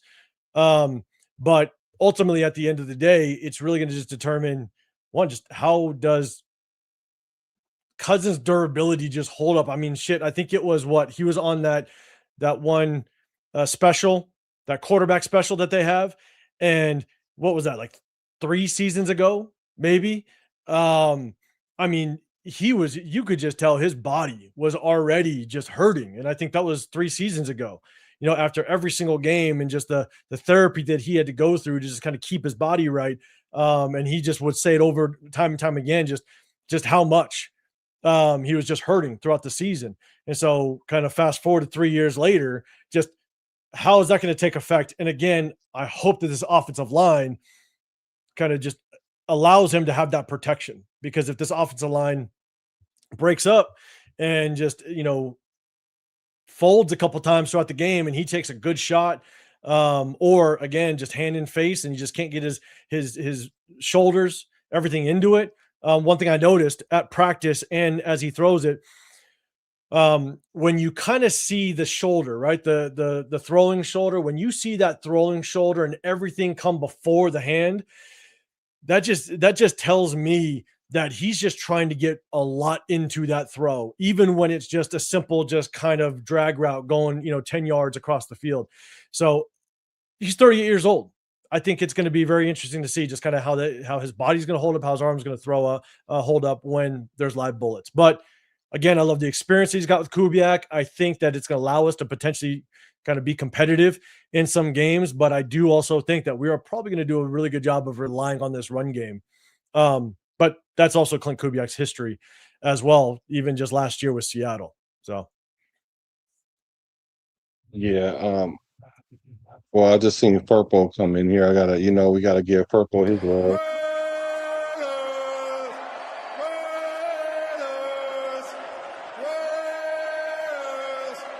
That's what I'm talking about. Yeah. So I just want to know what do you perceive? Where do you think our record is going to be, and how many games do you think Kirk Cousins play this year? well, I hope he plays every game. That's my hope. I have our floor at 2 and our ceiling at 4. Wow. Wow. So can you promise me this then? Yep. I mean, like a gentleman promise. When the Raiders get to 5 wins, then you got to come back. All right. Okay. Because you said the floor is 2 and the ceiling is 4. The ceiling is 4. Yep. I mean, last year I had our floor at 3 and ceiling at 6. I just gave it a little bit higher. I can see why last year because we had Chip Kelly. I would have agreed with that last year. I think our schedule is actually pretty damn hard this year. If you go and you take a look at all the games that we're going to play, I think it's going to take one game. We should beat Miami, but I just don't think Miami is just a gimme. You know what I'm saying? Like, we're still just like them, a brand new team. We're going to have to work out the kinks. We're going to try to figure out what our offense is going to look like, how they gel, also with the defense. Obviously Miami has the same concern, but it's not a gimme by any means. But we should win that one. The other one that people have us easily winning is the Saints, which I just ain't no gimme. Well, a lot of people just say we should beat the Saints. I think Yeah. I think we're meeting the Saints too early. The Saints got second-year head coach, got second-year quarterback. I think they're gonna have a couple more things dialed in. We're also going to New Orleans, and so I think it might be a little too early for us to be able to catch that win. Then I got maybe the Saints and I got maybe the Cardinals. And there's going to be maybe some that we win that we're supposed to lose, and some that everybody thinks we're going to win, and we end up getting our ass handed to us. That's just how it works. Until the Raiders prove different, I'm going with literally just what the matchup kind of looks like. And, I know a lot of people say, "Oh, well, we're gonna at least split with the Chargers." Until the Raiders kind of prove different, then I'll believe it. I could agree with. I think we're going to split with them, but I understand what you're saying. Until it happens, then we're going to see what it do. Amber says, I think people forgetting how he played on the Falcons. He wasn't that good. We're talking about Kirk Cousins. So in 2024, Kirk Cousins went 7-7. Penix went 1-2. And then in 25, Penix went 3-6, and Kirk Cousins went 5-3, winning 4 in a row. The last time the Raiders won 4 in a row was, I think, 2019. And that was last year he did that. And he was the only quarterback that had a winning record while they was playing quarterback games with him, because had they would have just left him in, he would have been playing like normal Kirk Cousins. He had 7 4,000-yard seasons. I get that, like you said, 3 years, whatever, it could be some fall off or whatever, but his stats is pretty consistent wherever he's gone and how he's played up until even last year. We've only had in our whole franchise 6 seasons where we had 4,000 yards, 4 with Derek Carr, 1 with Carson Palmer, and 1 with Rich Gannon. And Kirk Cousins done it 7 times. And if we look at, if they weren't playing games with him in Atlanta, he would have been around the 3,500 to 4,000 yards. He's still 2-to-1 ratio, two plus to one ratio with touchdowns to interceptions. I believe that he's going to play very well. Of course, I hope he plays all the games. I think he'll play 14 games, somewhere in there. I think our record will be. I said the floor would be 5, and the ceiling would be 8. So I was saying like 7 was really like my number, but here recently, I kind of felt like Clint Kubiak, he doesn't do losing well. I can see it already. He doesn't do losing well. And for us to lose 10 games, I'm not thinking he's really gonna be okay with that. So I'm gonna say we're gonna win 7, 8 games this year. You said 4, so that's I mean, nice. my thing with Kirk Cousins is that last year with the Falcons, I think he had, without question, better weapons over there with the Falcons last year. And so he had Drake London, he had Kyle Pitts, he had one of the best running back tandems in the NFL last year with Bijan Robinson and Tyler Algier. And so I just think he had more weapons with the Falcons last year than he does here. And at the same time, if you go back and look, he leaned a lot on Bijan, Tyler Algier. He only averaged through, I believe, the 9 games that he played. He only averaged like 175 yards through the air. And one of those games was just kind of a, you never want to call a game a one-off, but he had that one like 360 plus yard game where he just went off out of nowhere. And I know it because Kyle Pitts won my fantasy that year, last year. But like, to think that Kirk Cousins, in my opinion, he's going to come over here with the receiver room that we have. Yes, we have Brock Bowers, but Brock Bowers, he's one guy. With this receiver room that we have, that he's just going to come over and just start throwing all over the place. I just don't see it. Again, given the fact that he had better weapons at Atlanta and only averaged 175 yards through the air last year through the games that he played. So I think we're going to lean a lot on the run game. And until this offensive line truly proves that they're going to be a top tier offensive line, then I'm really curious just how we're going to be able to get those wins. Also, given the fact that, we're still trying to figure out like what this offensive line is. And we're also kind of seeing, again, it's just preseason, but we're seeing some struggles with this defense. And we're still trying to figure out what the defense is going to look like. And so,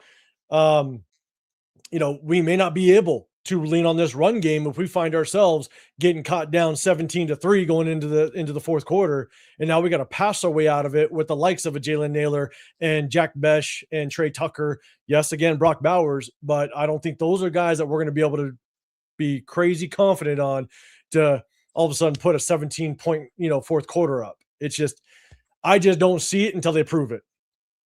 I guess then we just put in AOC in that case. Yeah, so man, okay, cool. So all right, well, hey, we're gonna see. We at about the 3-hour mark. You guys have been really, really strong. You guys, I mean, do you have like 10 minutes? Like we have like 250, just in case the chat want to ask any quick questions or whatever or whatnot. Are you good? Are you good for like another 5-10 minutes? Okay, cool. Yeah, let's get it. All right. So if you guys have any questions, go ahead and drop them in the chat for the brother. Make sure you guys go to his channel and hit the subscribe button, please, please, please. Let's see. What was it? I saw a question in here saying, "Who are we beating?" Maybe 5 teams. Vegas got us winning like 6 games. I think Vegas had us winning 6. Yeah, 5.5, and they said take the over. And he said, how do we feel about Kubiak's comments on the wide receivers? He ain't lying. Well, what was his comment?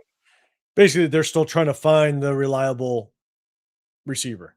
They're still searching for the reliable receiver, which you ain't lying. You know, we're going to see how it plays out. But this also kind of goes to Spytech that back-to-back years, we had one of, if not the highest salary cap space going into free agency. We had a lot of draft capital between 11 draft picks last year, 10 draft picks this year.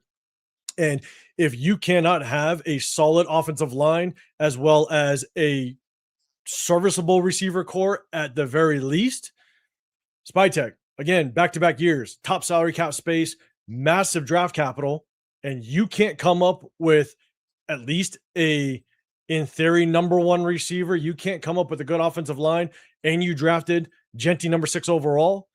I, in my opinion, that's just a failure. If we end this year where we have nothing but question marks at the receiver room and our offensive line isn't at least minimum top 15, yeah, Spytech's on my hot seat. Man, top 15, going from the bottom to the top 15 would be awesome, which I think we will do. That's why I said minimum. Yeah, yeah. As far as the receivers, I'm not really pressed about the receivers like most are, for the fact that we have so many holes that we simply can't address everything, like the D tackle and the wide receiver, but specifically the wide receiver. The wide receiver is a position that we can add at any time. Matter of fact, you probably don't want to add a great or a good wide receiver too early, because if he's good and the rest of the team or the offense isn't, then that's how you create even more of a diva of a wide receiver, because he's like, I'm doing my thing, you guys aren't on my level. And you can always go get a good receiver and put him in this situation once the team is together. But by you saying though that we're gonna win, like what'd you say, 2 or 4 games?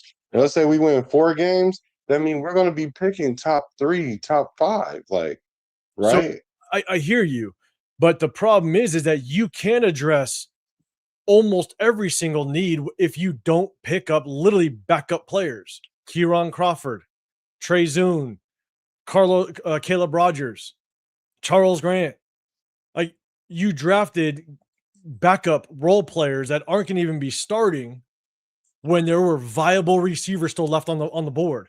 And so you addressed backup needs, not even starting needs. And so that's what I'm saying, is that if by the end of the year this receiver room is not good, you had 2 off seasons, you had 2 free agencies with some of the most draft capital, which I will say, you do want to get a good receiver in the draft, because every year there's good receivers. I don't disagree with that. But also you can get a good receiver on a rookie contract with a 5th-year option if you get one in the 5th round. And you're going to pay him like the 60th best receiver in the National Football League if you get a receiver that ultimately turns into like a top 10, top 15, number 1 receiver. That's the best way to manage it. But where we sit right now, Spytech literally had 2 seasons of a lot of cap space, 21 draft picks, and you still couldn't get a true number 1 receiver. You went ahead and drafted backup rotational pieces. So I don't agree with that statement of you can't address all the holes or all the needs. You can address a lot of them. You can address the majority of them if you don't literally draft backups. I just don't think it was a priority because we didn't know what we had in Vontae Thornton and Desh. So I think he's giving them the opportunity to see what's going on. And as far as Kubiak's comments, I think those comments came on the tail of Malik Benson dropping 2 passes, right? Because everybody was so high on Malik Benson. So high on Malik Benson, saying that he was going to be a starter or and whatnot, and he's dropping balls. So to stop that complacency, I think he made his comment just saying that, hey, don't get too confident over there. We haven't done anything yet. And this is also why, though, we've never been able to be the organization to turn things around. Obviously, a revolving door head coach, I understand that, and GM, but this is why we were constantly we aren't the Washington Commanders a couple years ago that completely flipped things around. You have the Jacksonville Jaguars that literally went from winning 3 games to going to the playoffs. Like, you can turn things around. You can. There are teams that do it, but we just honestly we don't draft well. I mean, go back and look at our last 10 to 12 draft classes, maybe even more. We historically do not draft well, and I am a firm believer that if you want to find consistent or sustained success, you have to build it through the draft. You have to. And we have drafted so poorly for so long. This is why we find ourselves picking at the top of the draft every single damn year. Yeah. Yeah, well, I guess the camera was like, it's time. So I want to respect your time, and I appreciate you because you definitely did 3 hours. And I want to thank you guys for in the chat. You guys were lit. Appreciate everything. Thank you guys for hacking into the show. Appreciate the love. Appreciate the loyalty to everything. There's only one nation. That's the Raider Nation. And so if you got anything that you want to say, what you got coming up, let them know where they can find you and everything. Yeah, if you don't know, I'm 805 Raider. My channel is Real Talk Raider Nation. Kind of started this channel a few seasons ago. I go live with my guys Severe and Chris Sexual Podcast. Definitely go check them out on Wednesdays and Sundays. We break down some game film on Wednesdays, typically after the games. Obviously, it'll be this Sunday after the 49er game, but we go live after every game. Luckily, every game is this be Sunday this year. So we'll live after the games on Sunday. And again, just kind of give you a different perspective. Been kind of around the block a little bit with playing and coaching. Coached for 23 years, played the game for 15 years. And so, again, I just try to bring whatever knowledge I have, but also I love the fact that I can come on here and just kind of get the feedback. That's why, Black, he decided to invite me on and kind of break down that play. And I wanted to kind of do it and get a sense of kind of what his thought process is, because as much as I want to bring some knowledge to the table, I also know I'm not the end all be all. I do not look at myself that way. I definitely want to get feedback, and that's why we do our film breakdowns live as well, to kind of get that feedback. So I appreciate you, Black, for letting me come on and chop it up with you. Yeah, no, I appreciate it. You hear me? Yep. Okay, yeah, no, I appreciate it too. I guess I don't know what's going on with my camera right now, but yeah, I appreciate.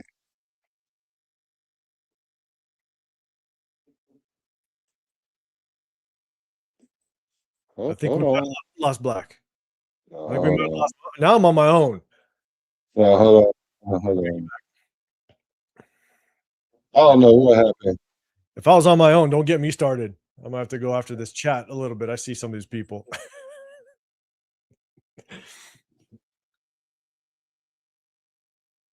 I don't know what's going on.